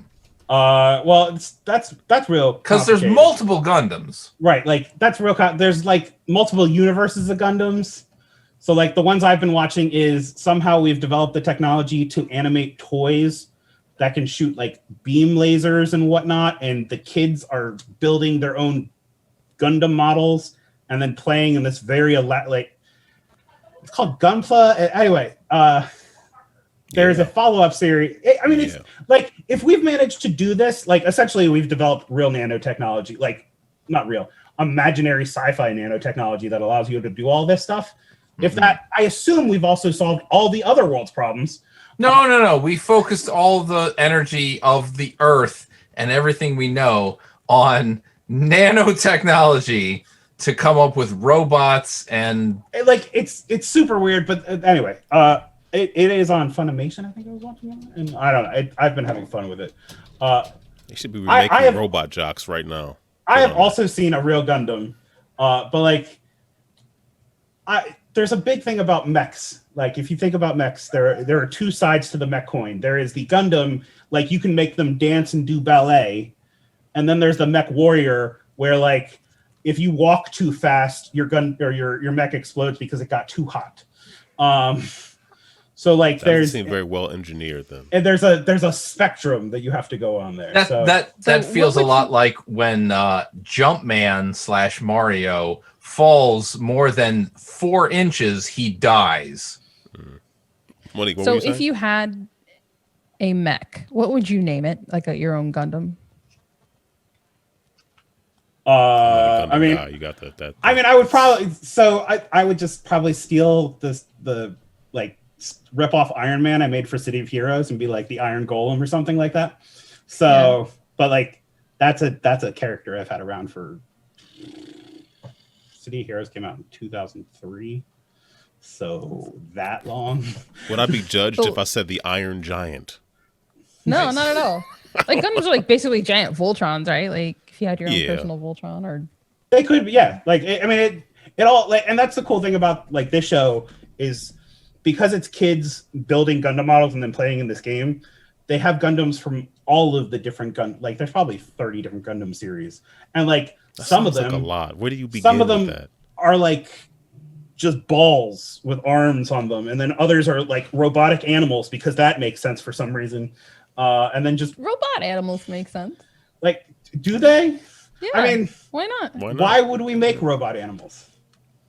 I mean, because then they could form into a dinosaur. Like, why would we make robot people? They can make energy swords by going like this. Well, no, like so, but like so, like you do. Cool, I mean, yes, if we're explicitly making them to go fight something, I guess you could make them look like anything. But like, there's the discussion of like, does it ever make sense to make a mech when you could just make a tank? Definitely not. Yes. Okay. No, so like, mechs can fall down. Tanks are already on the ground. I mean, are you aware of the German tanks during World War II that just kind of went and then just sat there? Oh yeah, like, but that's the discussion. Like the whole gyro system that you'd have to have something be bipedal or whatever. Yeah, right. You don't need something that expends a lot of energy. Making sure it stays upright. It sounds like you just hate fun. Absolutely. Sometimes sometimes that might think some sort of thought process into cartoons. I mean, the one thing I will say is the best thing to, and it's still ridiculous, but if anyone's ever played Horizon Zero Dawn on the PlayStation 4, I wish I had finished that game, but not yet. They explain why they make robot dinosaurs and robot birds and all of this, and it's so that the computer that's supposed to be like cleaning up the world filters out like contaminants from the ocean. So that's why it made megafauna for like giant crocodiles to swim through and pick up trash, essentially, or giant birds to filter the ozone, or like there's this kind of. There's a lot of good reasons we should absolutely be investing in Gundam technology. My main reason for wanting to invest in Gundam technology is because I want one, and I want to name it Jean-Claude. Okay. Jean-Claude Gundam. This seems like a lot of money to spend on a Is it gonna just do splits, like just because it can, like on countertops and dishwashers or whatever? I've crushed just 4 people's houses today. It's going to have mechanical cheeks that just quook. Okay, you've thought this through. Okay, I can see. You really have to commit when you tell a pun like this. That's true. And yes, I think it is a worthy investment just to make that pun happen, because puns are worth the effort. Gonna put all those Bison wannabes in their places. Yes. Anyway, wow. This has gone off the rails. So yes, we need to get. Do we want to talk about games that Monique played before she has to go? I don't. Part 2. Yeah, well, yeah. I sparkled them in there. Yeah. Just on stream and with friends, I've been playing Cascadia, God Loves Dinos from Pandasaurus Games, which is really fun. Cartographers from Thunderworks Games, Codenames, and Czech Edition. We played streaming with chat the other day. That was really, really fun. I had a great time having my first full guest, like where we're playing with chat and stuff, was Chicks Can Game. Just was fantastic. And for video games, Arcade Spirits, NeoCab, and my go-to when I just kind of been putzing around has been Battle Chef Brigade, which is a cooking battle puzzle game. That was fun. Love it. I cannot wait for part 2. I want multiplayer. I want to explore more of this world. Oh, it is so good. It's like, it's a super brain happy game for me. So you finished it then? Oh, okay. How long is that game? It's not long. I have no concept of time. So I could tell you 16 hours, but I have no idea how much time I actually spent on it, or if it would actually take 16 hours, or how long an hour is. Aaron's gotten real self-conscious now about it because he has still not finished it. I don't know if it's lovely. It's really fun. And it was very good. Yeah, there's so much more to go on. I really prefer playing indie video games just because I feel like I get a richer experience for way less when I go with those kind of titles. So I've absolutely loved Battle Chef Brigade and Arcade Spirits have been like my favorite video games the last year. Okay, I need to go back to that. That was fun. I mean, if you're gonna cook, you gotta go get your food. I mean, you gotta get out there and fight that bear if you want that. But it's got that puzzle aspect to it, and I love the different the worlds that you get to go to, and the different monsters and flora and fauna you can create. It's just a very rich kind of experience, and it has this it's like toward the end it has a subtext like that, like each chef has like a standard D&D type fighter class, but it's not really medieval fantasy at all. So it's just great. It's a great game. Did you play Cartographers on Tabletopia, the mobile version? Tabletopia with chat? Yeah. We actually played like the world's fastest round. It was just kind of like sped right through it because like someone in chat is like, I really want to play, but I have to do a thing soon. I'm like, let's see how fast it can play. And we're like, boom. And it was fun. It's just such a fun game. So yeah, I taught it to some coworkers last Friday and I lost horribly, but yep, that's how it works. I'm answering all your questions while completely failing. So yeah. It's one of the games that I really actually like playing in person just as much as I do digitally, because digitally it comes with those really satisfying little tiles, and on Tabletopia they just kind of go clink clink clink clink and lock into place, and then playing just with the pen and paper like as a board game, I break out the gel pens, these sweet babies from the early 90s and 2000s. And it becomes a piece de resistance at the end. I am not just making a map for the queen. I am making art. It's so good. Yeah, the few times I got the wife and kids to play it, we definitely broke out multiples of every color and just, theirs always look better than mine because I just kind of whatever. But they go in and make sure it's all, it's pristine. Yeah, yeah. There's always like the color pen or pencil selection that goes in beforehand. It's a lot of fun. And for those who do not know, Cartographers is a flip and write game where you have 4 cards that are scoring cards, and you only score 2, like a pair at a time, like the first 2, the middle 2, the last 2, and then the first and the last, through like a series of seasons, and you're drawing like polyamino, tetramino type shapes onto like a grid. And trying to put them in places so you can score the most points, or like me, score the least points, but unintentionally score the least points. Art, like me, it's just all about the pretty colors. And I was actually playing it on my phone earlier because it's no multiplayer, but just you can just keep going. You just kind of think you just start it and just I did terrible. Let me start again. And just keep going and just keep playing, try to do better. It works really well on the mobile version. Cat Sudoku, also by Tate Wu, has been a really I've not played that for me. I love Sudoku. it. Okay, how does it change the rules? How does it work exactly?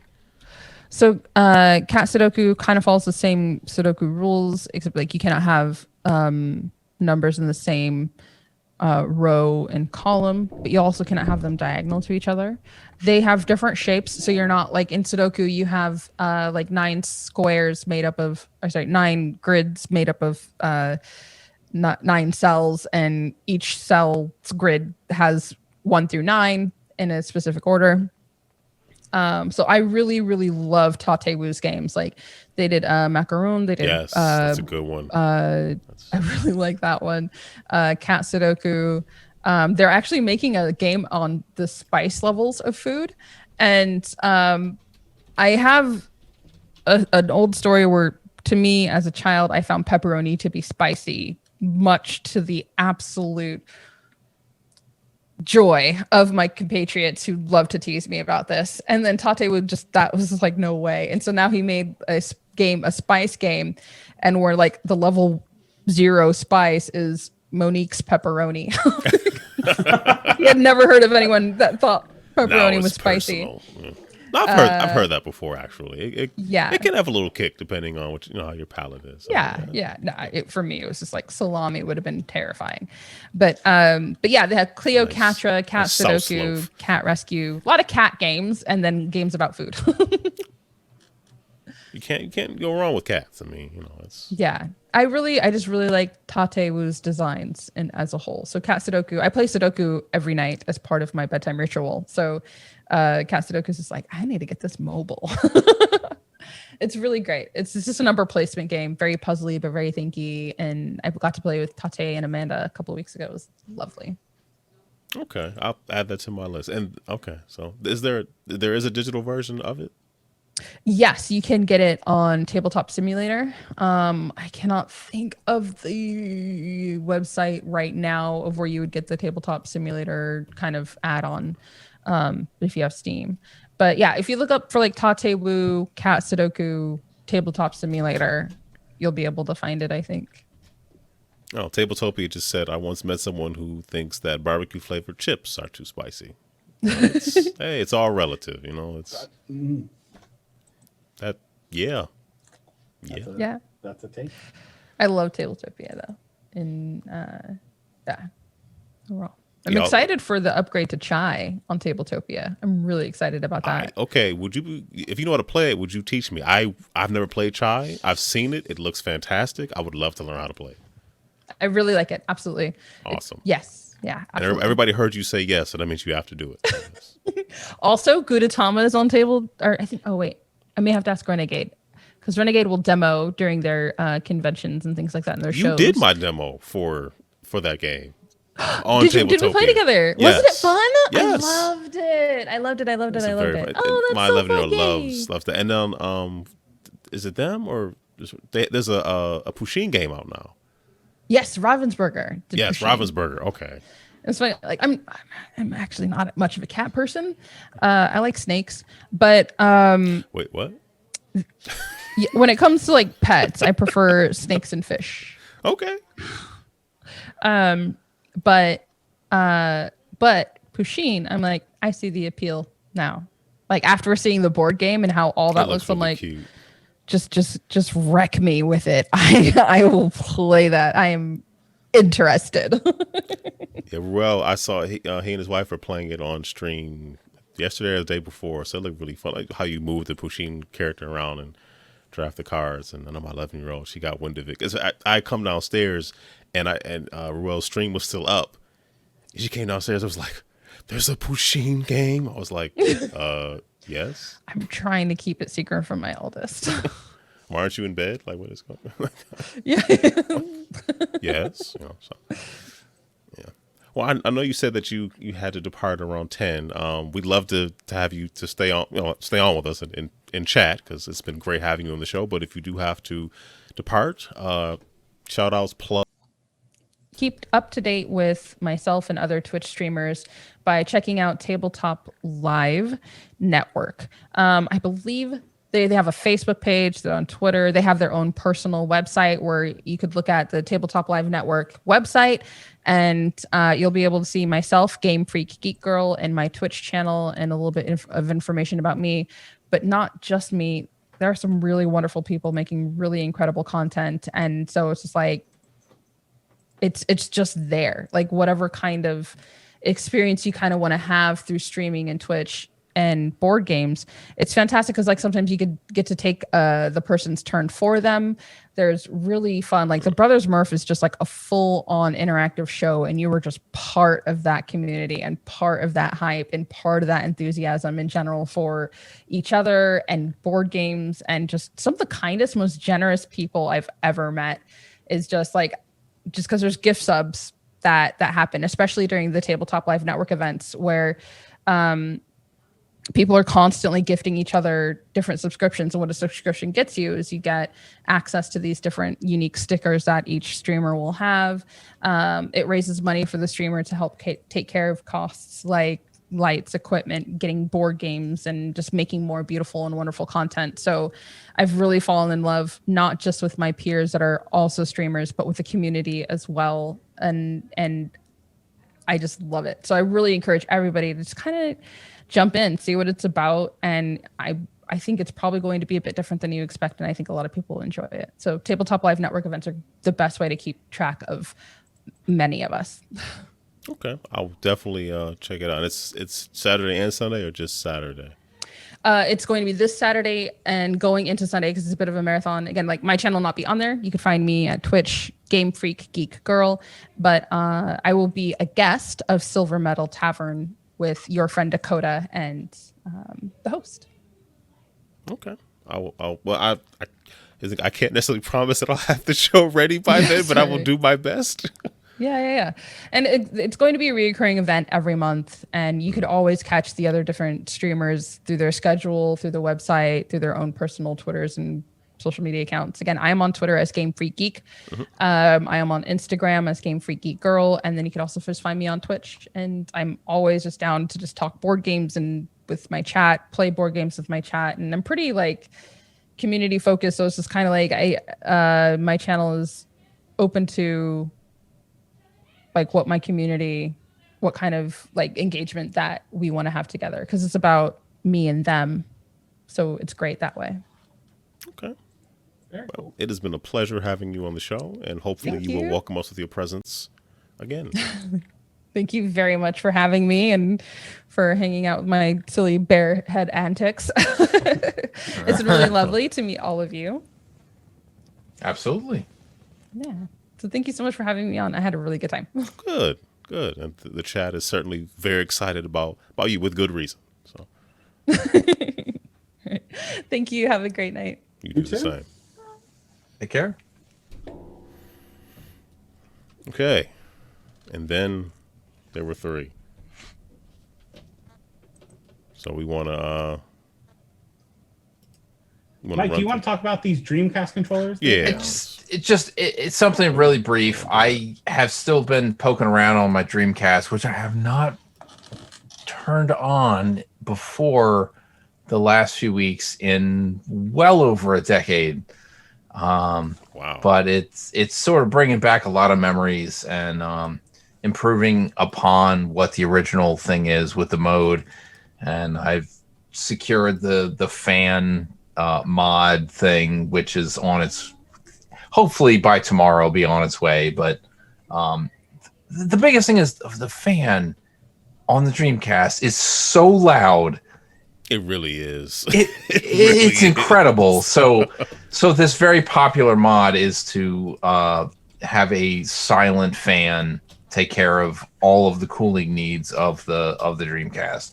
So when that arrives, I'll put it in, and hopefully I don't have like a temperature gun to like figure out what it is, but at worst I leave the lid open at this point, because with the mode, nothing's spinning. The lid doesn't need to be open. It doesn't need to be shut to operate. So if there's any cooling problems, I'll take care of it. But I, over the last couple of weeks, have been focused in on the Retro Fighters Dreamcast controller, thinking this is going to be the thing that makes all of these Dreamcast games feel so much better, because the Dreamcast controller is a little bit strange in how you grip it. Not a great controller. But even worse than that, the analog stick has no grip on it whatsoever. It's just a piece of plastic with some little dots on it. Little bumps on it or whatever. Little bumps to help. At the time, I don't remember back in the late 90s, early 2000s, having a huge amount of problem with my thumb sliding off of this thing. But that's all that happens when I play it now. I'm like, especially like Crazy Taxi or whatever, I'm like, my thumb your is... hands dry when you played, because that's important, you know. Absolutely. It is the driest time of the year right now. there's no moisture to be found in the air. Most driest time. Oh, sorry, I don't know what came over me. Please continue. Fantastic. So I thought I was going to get one of these controllers because they look really nice. They made some very well reviewed N64 controllers. Yeah, I have Retro Fighters thing. They have slots for the VMU and the jump pack and everything like that. Mm-hmm. And then today, I found out that the reviews of these controllers are really not that good. Problems with the triggers, the analog triggers, and other things. And I was like, well, if these controllers aren't very good, maybe another solution is in the works. Like maybe at the very least, somebody's come up with like some sort of silicone thing that I can just slap over the analog stick and just do that. And for years, because a decade plus has gone by since this system has been defunct, and people have had their opportunity to check out what other analog sticks have worked well with this. 360, PS3, Xbox One, PS4, so on, and to varying degrees of success. Some options are out there. Did you say the varying degrees of success or excess? Success. Oh, yes. Varying degrees of excess. Well, I mean, some of them say you need to file this or that to make it not rub. I'm like, I don't want to get involved in that. I want to make sure this is as close as we can get it to what Sega had intended in the late 1990s, but with a little bit more grip, so my thumb doesn't slide off of this controller. But I was pretty disappointed because this is the Retro Fighters controller is the only one thus far, other than the Interact and the Pelican and all that crap that came out when the Dreamcast was still viable theoretically, that has a VMU slot, a jump pack slot. Like it's right there. Like some of the recommendations that I've seen since are like, there's wireless adapters for the Xbox 360, the Xbox One, the PS4, but there's no slots for any of this stuff. So they're like, we came up with a solution for the equivalent of one VMU. VMUs, as I've rediscovered, hold so little information that some games require an entire blank VMU to be able to play. I need something better than that. So, do I have a story for you to tie into that? Oh, really? I am all ears. Did you know if you want to play Call of Duty, you might need an entire PlayStation 4 just to play Call of Duty and Cold War? I believe it because I don't know if you've seen this today, but I'm experiencing something quite similar trying to play modern games. So there's two things going on, but Activision did put out today that a Call of Duty, if you have both Modern Warfare and the free-to-play Black game, Ops and Cold War, all installed, it may not fit on which is ridiculous, 500 gig model, a base PS4. Right. Now, what I'm confused by is that seems to include you downloaded the HD, like the 4K assets that you can't use on the PS4. It can downsample from them, but like, why take up the space? That's 50 gigs right there. But already that's more information than console users are accustomed to needing to deal with. As opposed to PC users who are like, yes, I know, I gotta select all of the graphical options, the audio options, all this stuff. We gotta mess with all these settings. I don't know if I agree with that. Generally, no games have been download only parts of the game. Like no platform had that really as an option.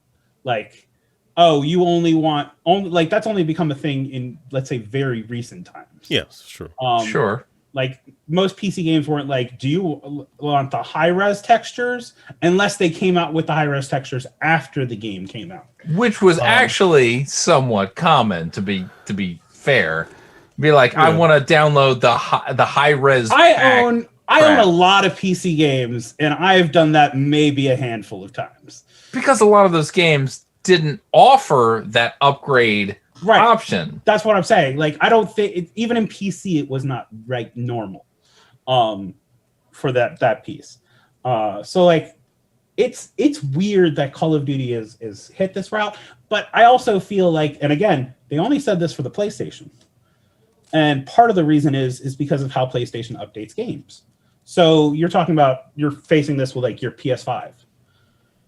There's a 17 gig update on PS5 right now for Call of Duty. You need to have 100 gigs free to install this 17 gig update. Because you need 17 gigs to download it. Then you need enough to unpack it, which assumes it's compressed. So at least double that. And then whatever part of the game they're updating, they essentially create a new instance of that and then replace the existing instance with that new instance. So to install a 17 gig update, you need 100 gigs plus. Which is the same problem that PlayStation had for the PS3 for the installs. And I mean, and for the PS4, but usually it was double the size. It wanted, whatever the update was, you needed to have twice the amount of size. Twice the amount, yeah. This is 5 plus times the amount of size. That is insane. And it's a mixture of how Sony does updates and how Activision does updates. So we need to have all of the problems come together to create one colossal disaster for all the PlayStation users who fall under this category of people who want slice the storage down the middle. Well, for all the people that went out of their way, exactly. And I mean, like, PS5's in a unique position in this because right now there is no way to move games off of the PS5. Like, you can delete them, but there is no way to move PS5 games. Oh, PS5, yeah. Temporary. Yeah, there's no Seagate plug-in. Well, but like, you can't even move SSD. A PS5 game to a external drive. Like, not launch it, just move the. Oh, there's install. No cold storage option. There is no cold. Yeah.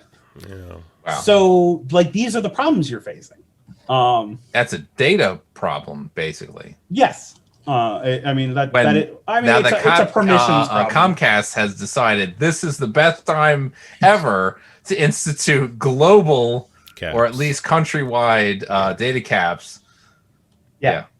So we are still facing that problem, essentially, is what I'm boiling this down to. And also moving us into news at the same time. So yeah, like, that stuff is crazy.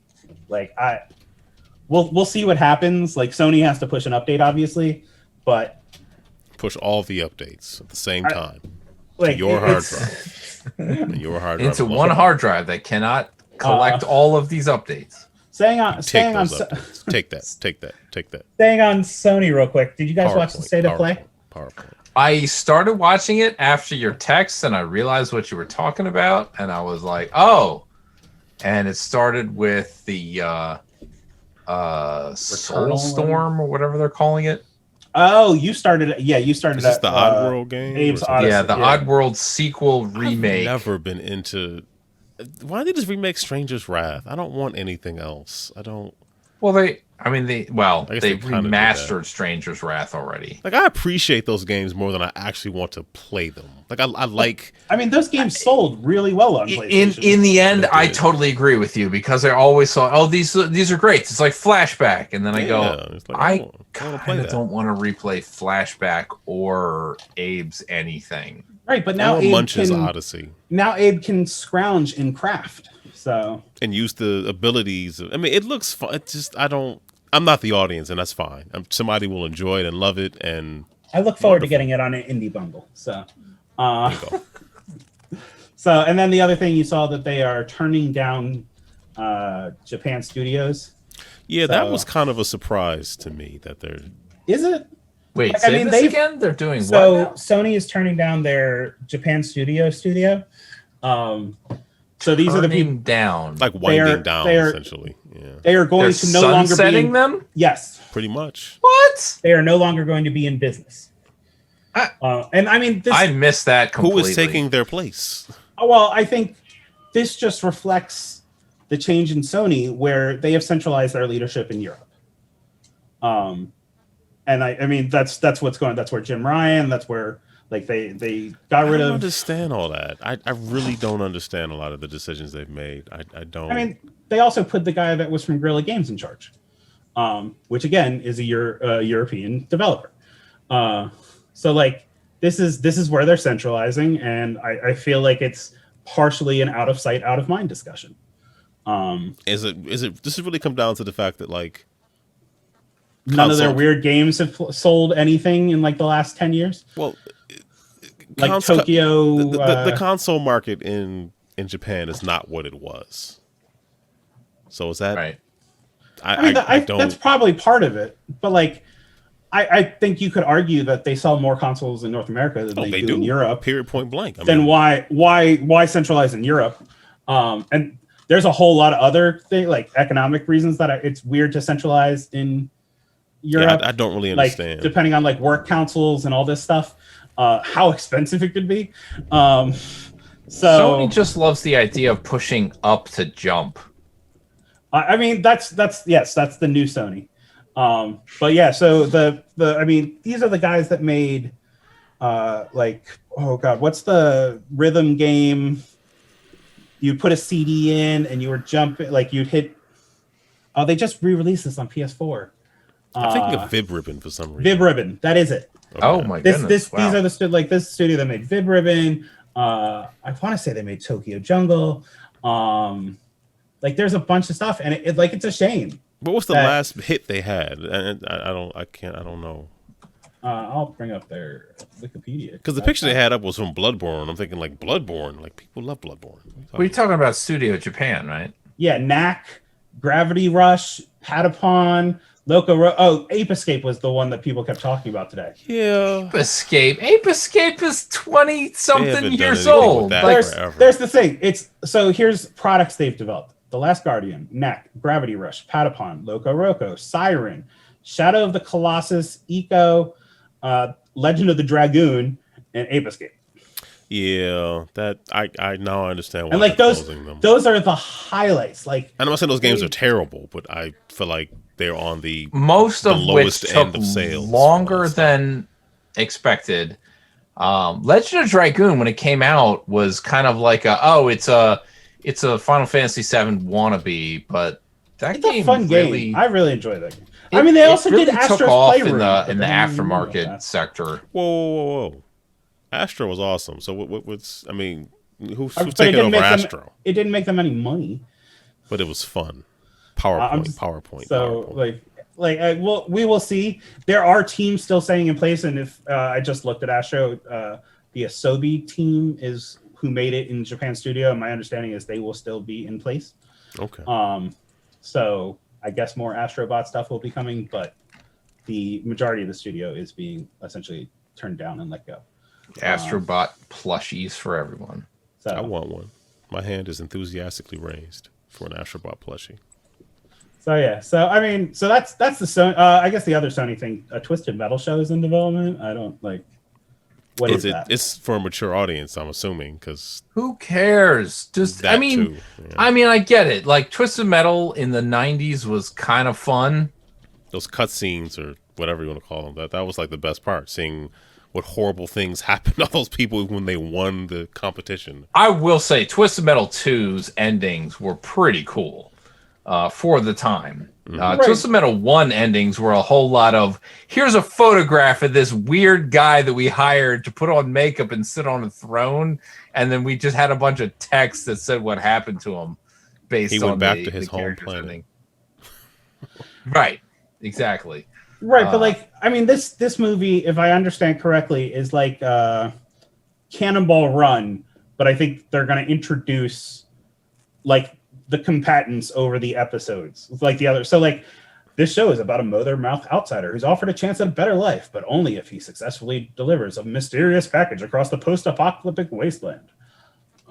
This sounds like Twisted Metal. Sam Porter Bridges is going to be in this game. I mean, kinda. With the help of a trigger-happy car thief, he'll face savage marauders driving vehicles of destruction and other dangers in the open road, including a deranged clown named who drives an all too familiar ice cream truck. That's a weird way to put that. All too familiar. it's going to be bad. Whom fans of the game will know as Sweet Tooth. They finished it. It's going to be bad, but the question is, how bad? Are we going to watch it? I'll give it. I mean, if I don't have to spend any money, I'll watch it. I mean, like, money's already been spent situation. Not sure, by me. Maybe. You know. So yes. If I have to go out and spend new money to watch that, no, absolutely not. I mean, the other two things we have listed here, real quick. Do you like Hootie and the Blowfish? Sure. I mean, wait a minute. Why are you asking?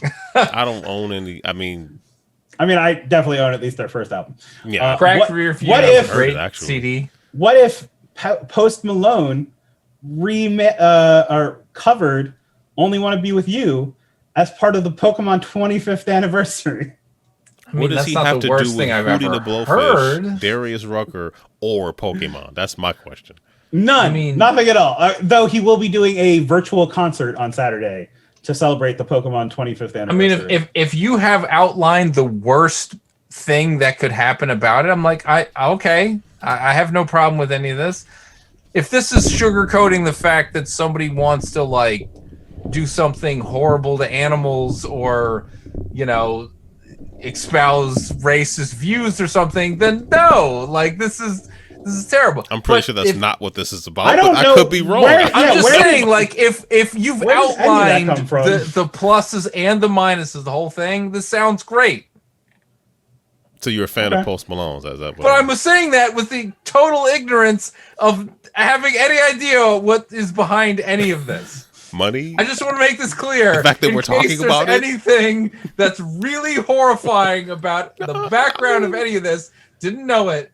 But the general concept. Some of his tattoo choices are a bit questionable, but I mean, it's singing Darius Rucker penned Hootie and the Blowfish songs. I'm fine with that. Sounds good. I will listen to that. Well, then, Mike, you're in luck. Catch you. Sorry. No, it's still the song. It's not like Pokemon themed. It should be even better. Even better. Thank God it has nothing to do with Pokemon. Mike, if you'd like, I was out. Mike, if you'd like to listen to it, the link is in the description. I'm not going to put any effort into it, to be honest. And then the last thing is the Dinosaur Planet ROM for N64. Yeah. So this was before they changed over to the GameCube and made it a Star. Well, I mean, it's still a Star Fox Adventures. Game. Yeah. So, but one way or the other, it was going to be terrible. When it came off of the GameCube, I actually played through that game. It wasn't horrible. I think, people remember it a lot worse than it wasn't. It's just not a Star Fox game. No, not at all.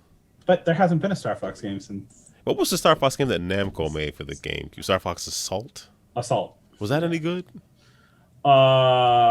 Yes, but you spent a lot of time either in the tank or on foot because that also had a multiplayer where like you could have a bazooka. Like most Foxes have. Yeah. Starlink was the most recent Star Fox game on the Switch. Well, Dinosaur Planet looked like a late I was gonna go with Star Fox 2 on the Nintendo service, but oh my god, it looked like a late N64 game because it looked pretty good. Like the textures look really good. They found a way to squeeze a lot out of that system by the time the game. If you have the ability to play N64 ROMs, you should check it out. Or if you don't care, it doesn't even matter. Mike, we generally talk about things that, like, maybe at least one of us care about. I'm just going to throw it, like, it's not a lot of time on the show about stuff none of us care about. That's true. You're right. I talk a lot about things that are inconsequential just throwing that out 99.10% of the planet. Well, actually, that doesn't work because that would be 99.1. So 100% of the people on the planet don't care about it. 99 and 10/10. Understood. 10/10. There you go. That takes care of the problem I just created. So, but with that, I think we should wrap up. Yeah, we should wrap up. So you don't want me to go through the list of 45 games that I played the last week? You don't? Is that what you're saying? You played games? Tiny just said, "I'm gone. I'm out." Like, I mean, what do you mean? That was just me. I was standing very still. I'm still alive. If you want to talk about stuff like that, Super Mario 3D World Online was not a good experience. Colin and I played it and it was fine. I blame Mike. It was not cool. I blame Mike's country bumpkin internet. So, I mean, I will take the blame on that, but okay. Well, I want to play with nonetheless, you guys. it was not fun. It was fine for me. I mean, the internet connection to part of it was not fun. Hanging out, having just chats, that's good times. But the framey garbageness of Nintendo's online systemery, whoo! I think it has more to do with wireless than actually Nintendo, because like Aaron's saying, and a lot of people I've heard say they've had a good experience with it. I think everyone needs to spend $10 and get a network adapter for their Switch. I don't mind spending $10 for something like that, but I will also say my Switch and my router are a good 6 feet apart.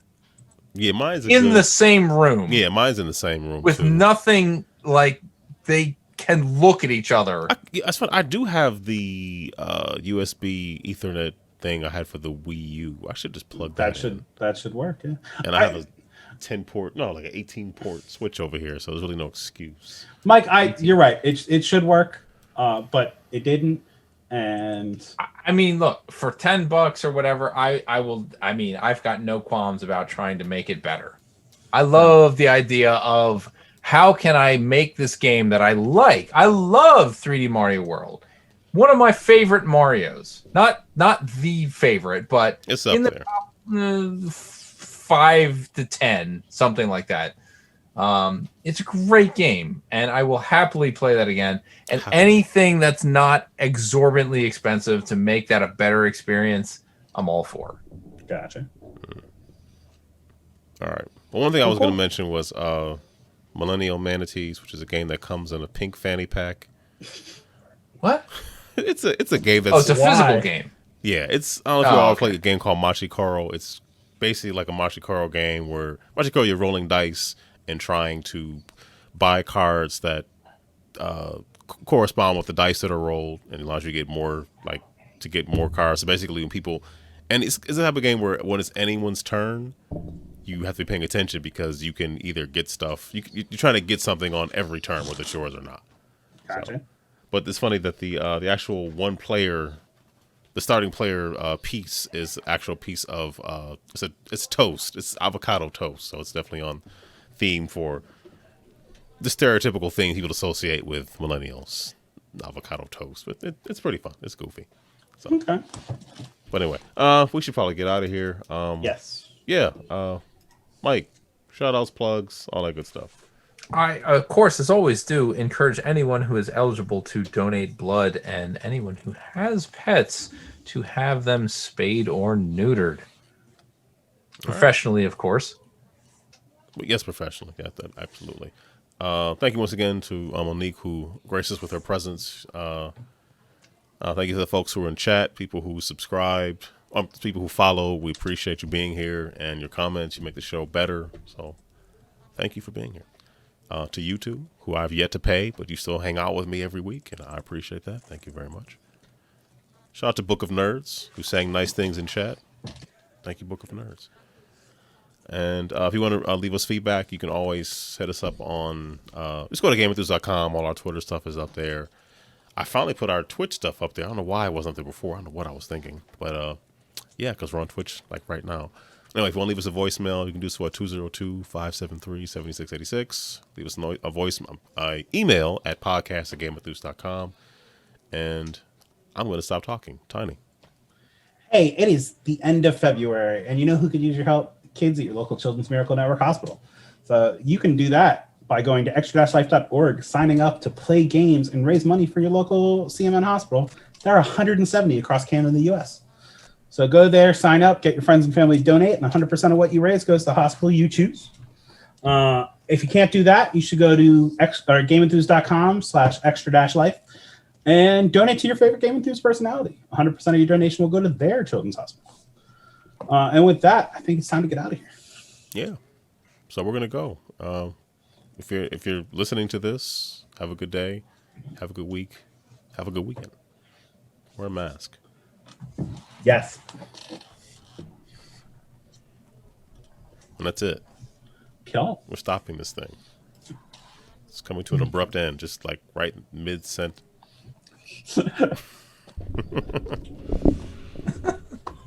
I always forget to raid. I never remember to do that. I don't know why. Just let auto host take care of it.